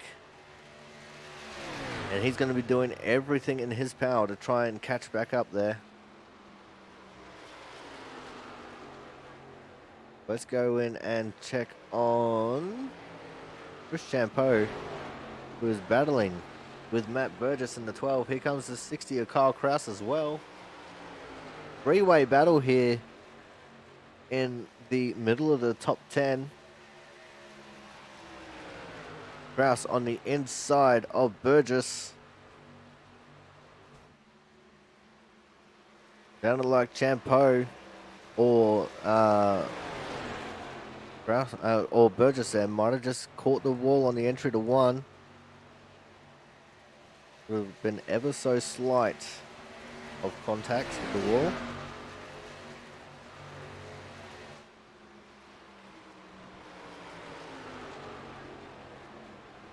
And it looks like Kyle Kraus going to make that move stick on Matt Burgess.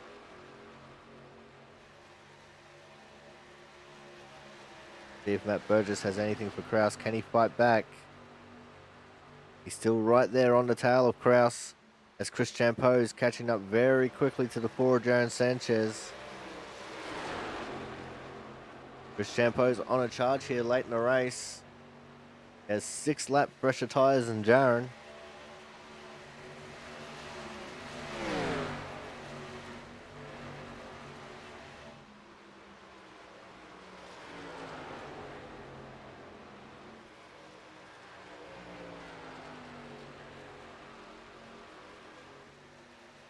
And Chris Champo going to try and go around the outside of Sanchez now. We have 11 laps left to run in this race.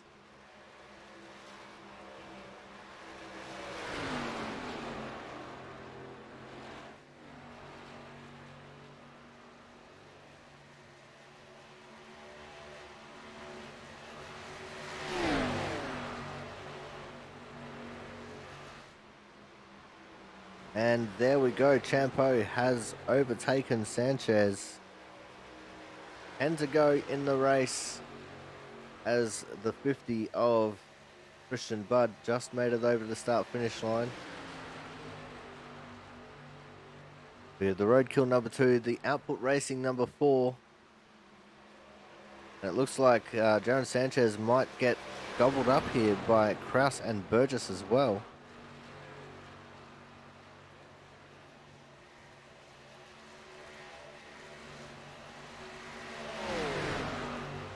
Gonna keep an eye on this little battle here for a second. See if Kraus can make it around him. And Kraus goes to the inside of Sanchez. Sanchez still trying to hold on. Pinching down on Kraus.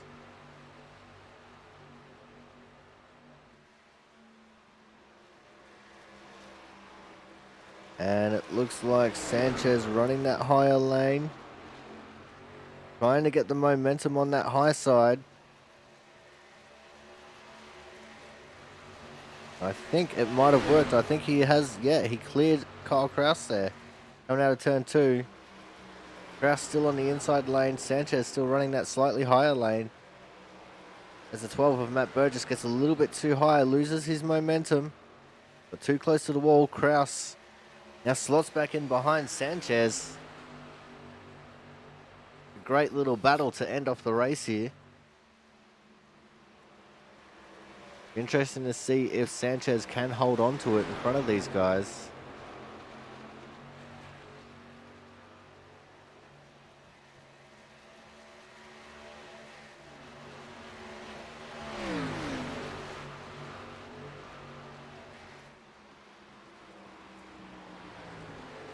As we're going to go back up to our leader now, the 50 of Christian Budd,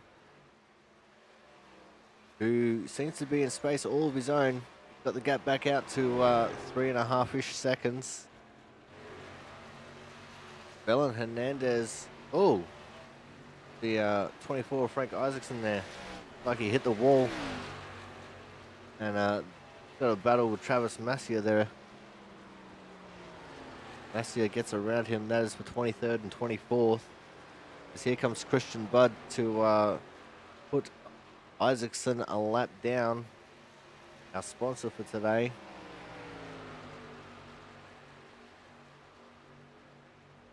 As we now have 6 laps left to run in this race. Tell you what, the interviews would be pretty interesting at the end of this one.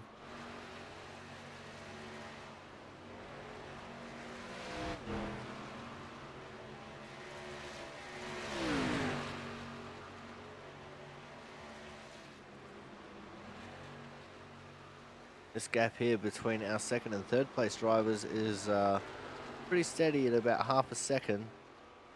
Thought Bell would be pulling away from Hernandez, but that's just not the way that it's been working out. Now have 5 laps left to run in this race.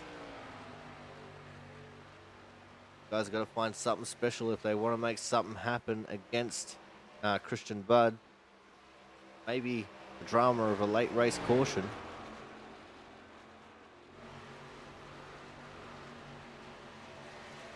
They've got Thomas Harmon in 4th, Matt Horton in 5th.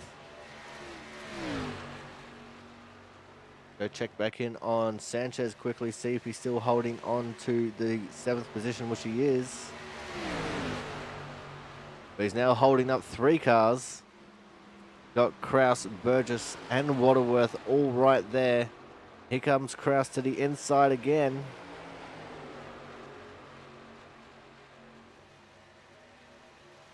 As they level peg it coming off of turn 4. And Sanchez hold on to that 7th position. Be the best finish he's had for a while. And it looks like he might have gotten too high here. They go 3 wide. Back down to 2, and Sanchez just lost all the momentum there by getting too high in turn 2. And now has dropped all the way back to 11th after sitting in 7th for the longest time.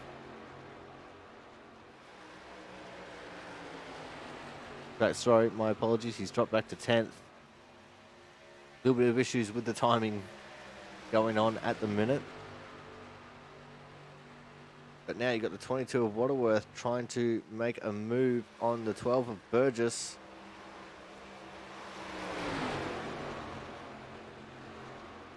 Burgess with the oldest tyres in this group. Kyle Kraus with the youngest tyres. Darren Sanchez has the actual oldest tyres out of these 4 drivers.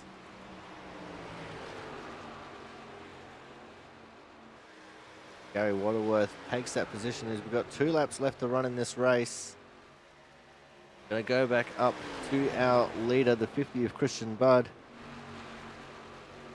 Don't worry about that smoke you saw on track. That's just from the interdimensional travelers that we have in this race.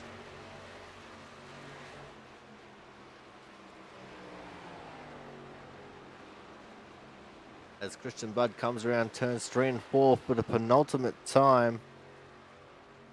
He crosses the start-finish line to start the last lap. It's a white flag, last lap, last chance to win it or wear it for the 50 of Christian Budd.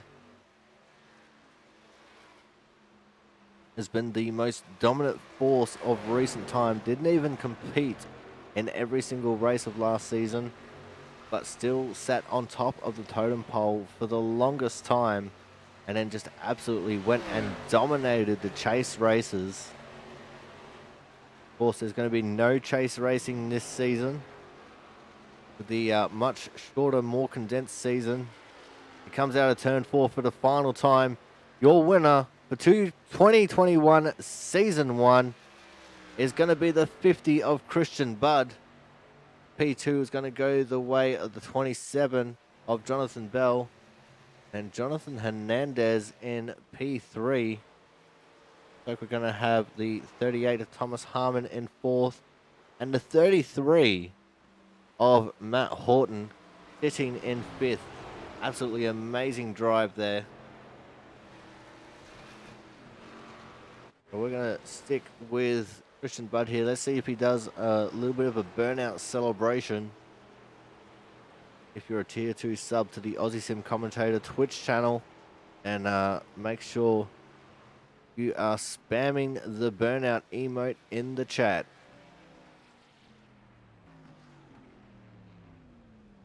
Here we go on the Michigan International Speedway sign. A little bit of a burnout there.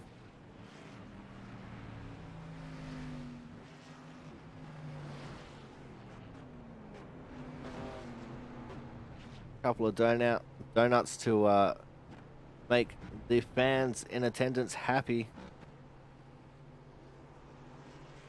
So guys, with that, we're going to go to a quick break. And by quick break, I mean it's going to be a long break. And when we come back, we'll have driver interviews. So make sure you guys stay tuned.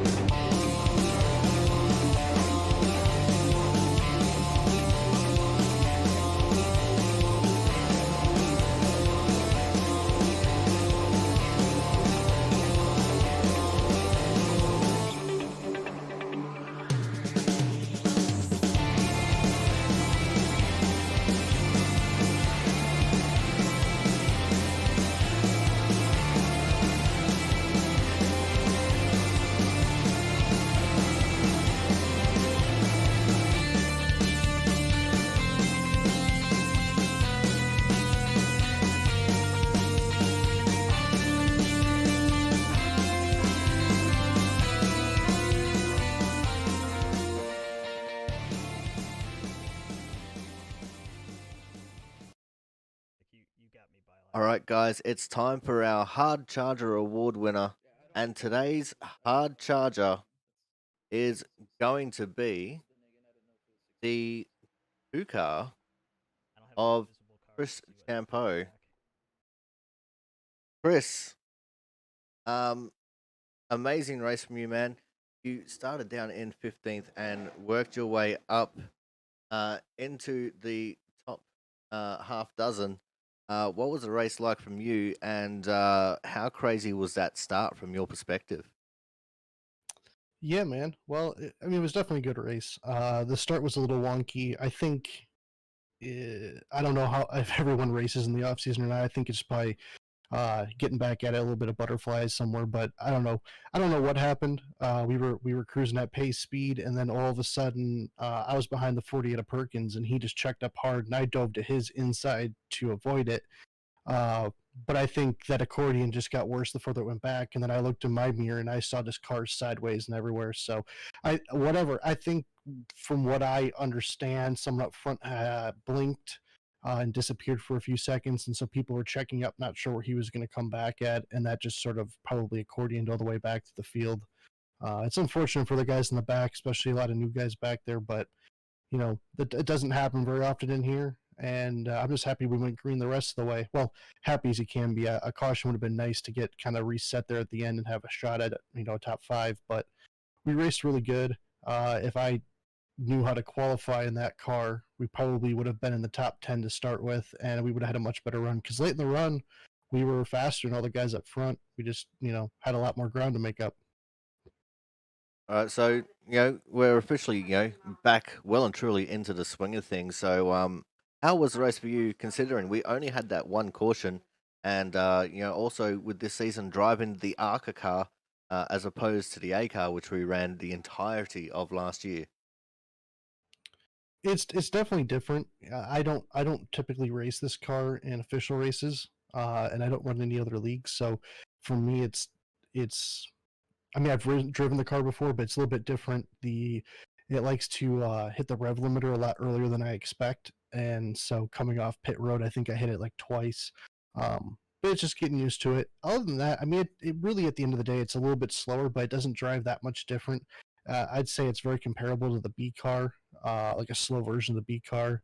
It it's tight when it wants to be tight. It's loose when it wants to be loose. It's not the most predictable, at least not for me yet. But I'm sure as we race it, I'll get more used to it. And like I said, for me, it was the biggest thing is not having a lot of practice in it and then not being able to qualify. If I can figure that out, I think we'll be competitive.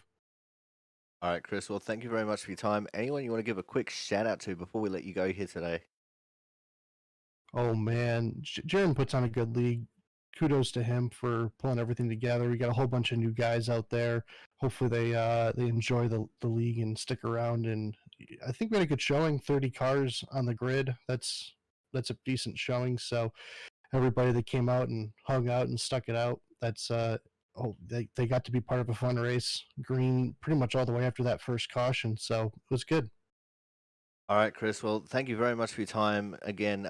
Congratulations on P6 and the Hard Charger Award for this race, and we look forward to seeing you again next week. Yeah, buddy. All right, guys. So that was the two of Chris Champo, today's Hard Charger and sixth place getter. Coming up next, we're going to have our third place getter, and today's third place goes to the 88 car of one Jonathan Hernandez. Jonathan uh, started from fourth and finished in third, so you were up the front pretty much the entirety of the race. What was it like for you driving the ARCA car as opposed to the A car, which we ran all of last season? Well, it was just, the whole getting readjusted to the difference of the cars. Of course, the ARCA car, um, horsepower wise, is almost similar to the Cup, but the downforce is way different. So that's one thing you have to get readjusted. We're no longer pack racing here, especially at Michigan. Um, but it was just, getting readjusted the first half of the race, and luckily I was able to pick up on it quickly.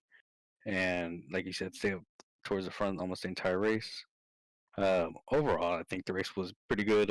I just was driving it wrong. I know I was killing the right front a little bit more than Bill and Christian were. That's how they were able to get ahead of me, and especially the beginning of the race where Horton was around us, he was able to be ahead of me a bit quicker. But for me, I think it's a accomplishment for uh, pretty much staying in the top five throughout the entire race.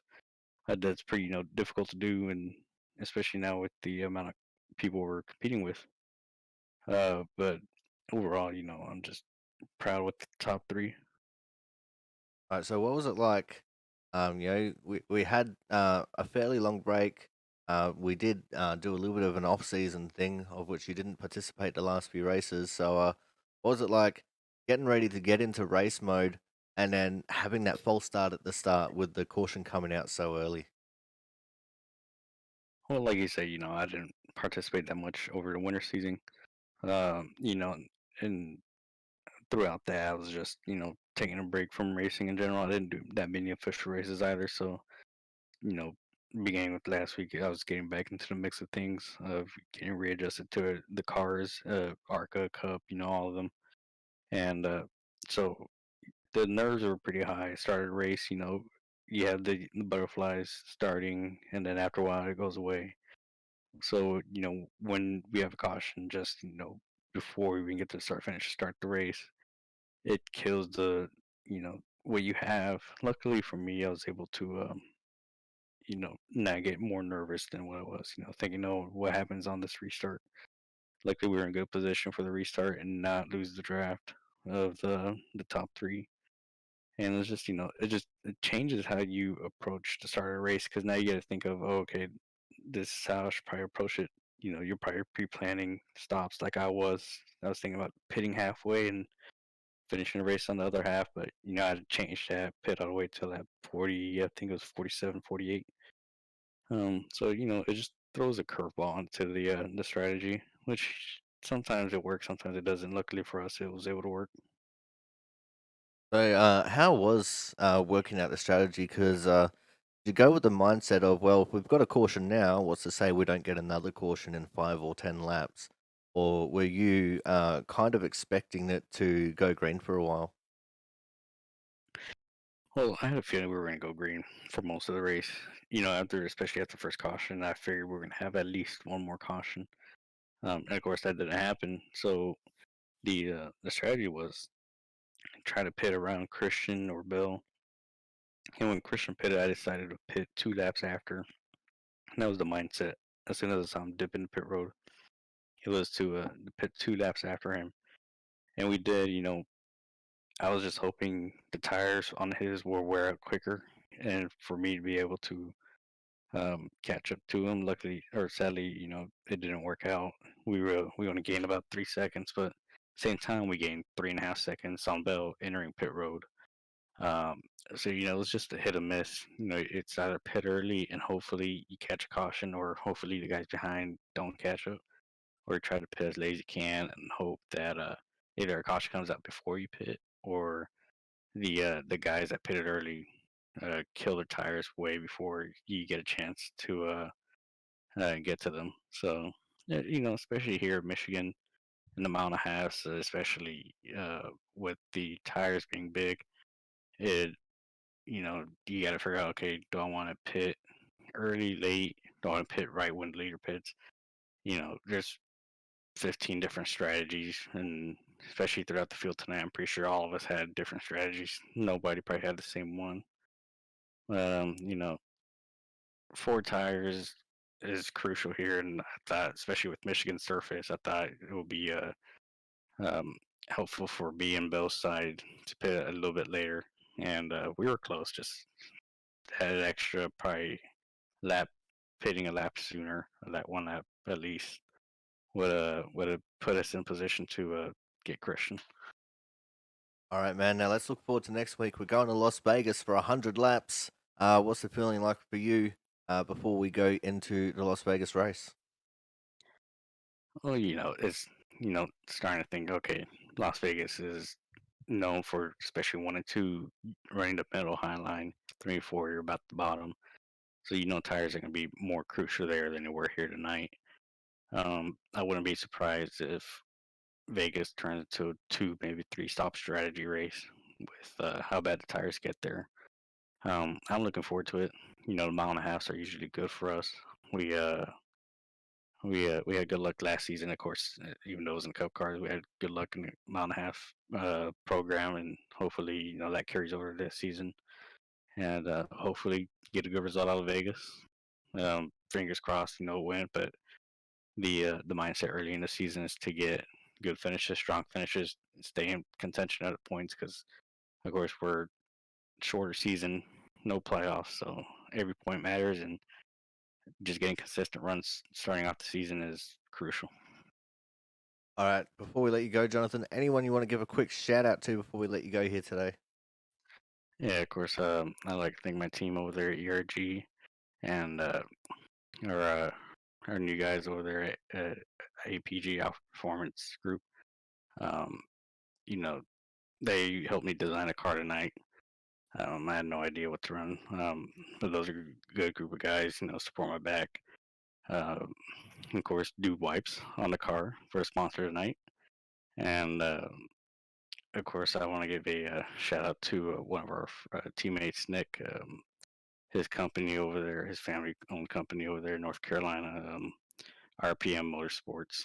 They do builds and for real life cars. So um, you know, thankful for him for allowing me to run the little website on the back of my car for tonight, and we'll see what we come up with next week. Fingers crossed. It's gonna be a good race. Hopefully, nothing too dramatic like the beginning of this race. Well, we can only hope. Well, thank you very much for your time, Jonathan. Congratulations on P3 and the Autism Awareness 80 here at Michigan. Forward to seeing you again next week. Alrighty, Corey. All right, so that was today's third place getter, Jonathan Hernandez, in what was a very stout effort by him. Coming up next, we're talking to another Jonathan, and this one is going to be the 27 of Mr. Jonathan Bell, our second place getter here tonight. So Jonathan, how was the race like for you?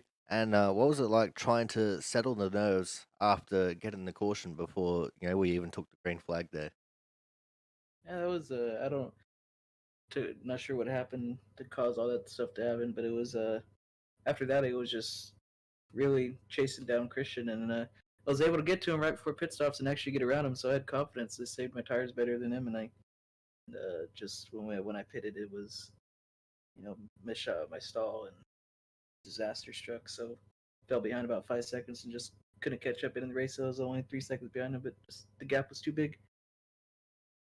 So, what was the strategy like? Because normally when you get a caution that early, it definitely pays up with the strategy a little bit. Did you think that it was going to start becoming a little bit of a caution fest, or were you fairly confident that we're probably going to try and go green the rest of the way? I was fairly confident it was going to stay green. These guys usually race pretty clean, don't have issues with a lot of cautions depending on the track, and it being Michigan with how wide open, how spread out it can, not spread out, but how wide the track is. Usually you can give a lot of people a lot of room or respect. So I knew it was kind of if there's gonna be a caution, there's only be probably about one more, and I was hoping for one at the end because I needed a caution to have a shot at winning it. But other than that, I knew it was gonna pretty much stay green the entire time. Now let's talk about the car. We're running the ARCA car this season, which is a far cry from the A cars that we ran the entire of last year. Mm-hmm. What was that like for you, swapping to the D class car, which does have the new damage model? It's you have to be very careful. I mean, it's the damage model causes when you get damaged, causes you to be a lot slower than you would on the old one. But thing is, if you can get it fixed, you're pretty much good to go. But these cars handle probably, even though it's a D class car, it's probably one of the more difficult cars to be consistent in. And depending on track, they can be fairly difficult to be fast in as well. But compared to the 8 car, we're just planted to the ground. But going for the rest of the season, it's gonna be interesting. Michigan's kind of one of those cookie cutter tracks, but with it, like I said, with it being this car, it's precision and consistency is how you be quick. And I was able to get to Bud and right before pit stops, but after the disaster, just couldn't catch him. So going the rest of the season, it's gonna be all about really who can just stay out of trouble and car be the most consistent. So All right, now let's look forward towards next week. Next week, we are going to be going to Las Vegas for the Rock Out with You Sock Out 100.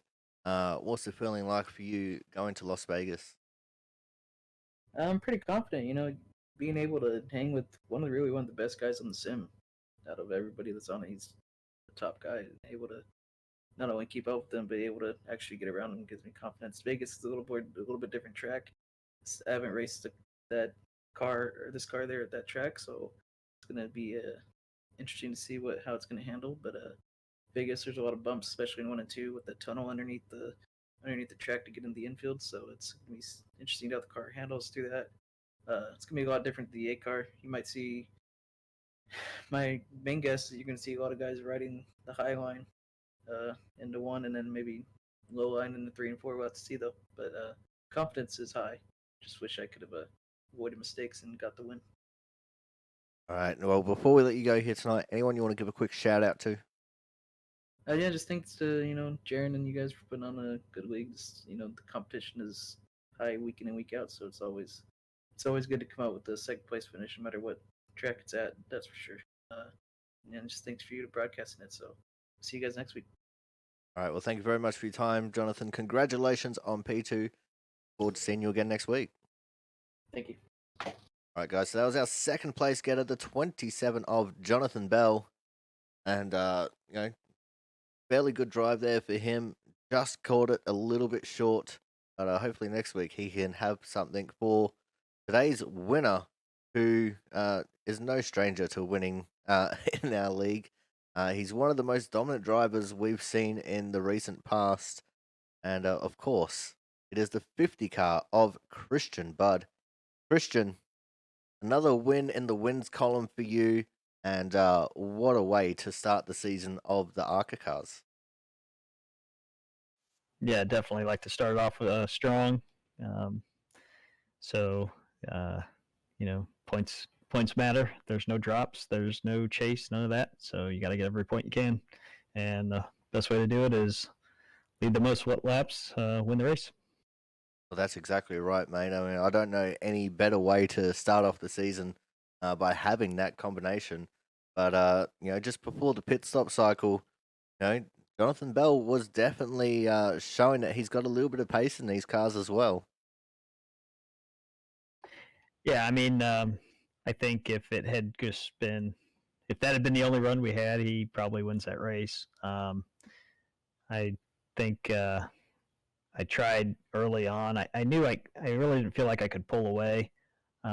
These cars are similar to the 550 horsepower cup cars in a lot of ways, and that you can't really put a gap on anybody. They're kind of in their draft, so you got to get broken away from them to really do anything. And I was trying to save a lot early on, and I think I just wasn't very effective at it, and trying to save my right front, and ended up burning it off worse than if I had just driven harder. So, but ultimately, I knew that pit stop was coming, so didn't have to worry about it too much. Right now, let's talk strategy because we did have that caution that came out before you even had the chance to really take the green flag. So what was it like for you trying to readjust after getting ready to go for the start and getting that early caution? What was the mindset that you were in throughout the rest of those earlier laps? Like, did you think that we're probably going to get another quick caution, or were you fairly certain that we were going to go green most of the way?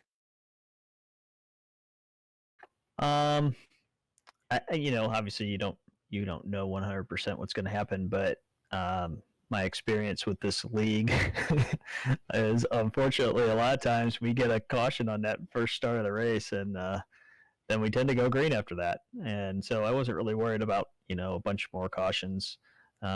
This track widens out so much; you've got so much room to race, and the packs tend to kind of break into small groups. So I felt like once you got green flag running, that it was going to stay green, short of just something crazy happening. And it was really going to come down to your pit stop and just track position. So it was just a little bit when that happens at the beginning like that, and then you have all the confusion with the scoring and everything. It does take you out of the zone a little bit. So you kind of got to get yourself back in the game headwise, going down into turn one. So. All right, Christian. Now let's look forward to next week. We're going to another 1.5-mile track in Las Vegas for 100 laps.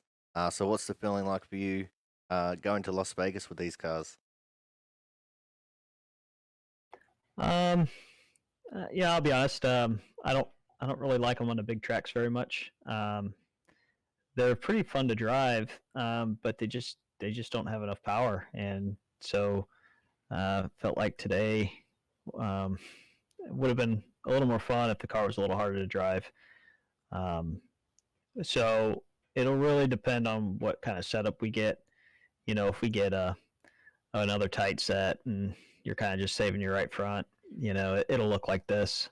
And if we get a set that's looser and you have to start really managing your right rear tire a little bit, then you could kind of have a more interesting race. So I've never driven these cars on that track, so I don't know what we're going to get. All right, Christian. Well, before we let you go here tonight, anyone you want to give a quick shout out to?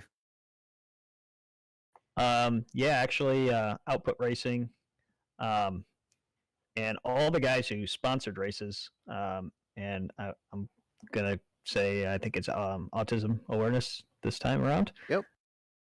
So definitely thanks to those guys. I mean, it says so much about this league where Jaron posts that their sponsorships available, and they're all gone within the first 5 hours of him posting it. So thanks to all those sponsors. Thanks to Jaron for running the league. and all the drivers who show up every week. That's what makes it fun. And of course, be looking forward to the Aussie Sim commentator broadcasting these things. It's a good time, so you should check it out. All right, Christian. Well, thank you very much for coming out. Congratulations on another win. And we look forward to seeing what you can do next week at Las Vegas. Appreciate it. All right, guys. So that was today's winner, the 50 of Christian Budd. And that is going to wrap up today's broadcast. Thank you all for coming out. I know this one's a day late, but we had extenuating circumstances to which this couldn't be live. So until next week, when we go to Las Vegas for the Rock Out with your Sock Out 100, have fun out there. Make sure you get into Daytona week and make the most of it. And we'll see you guys next week.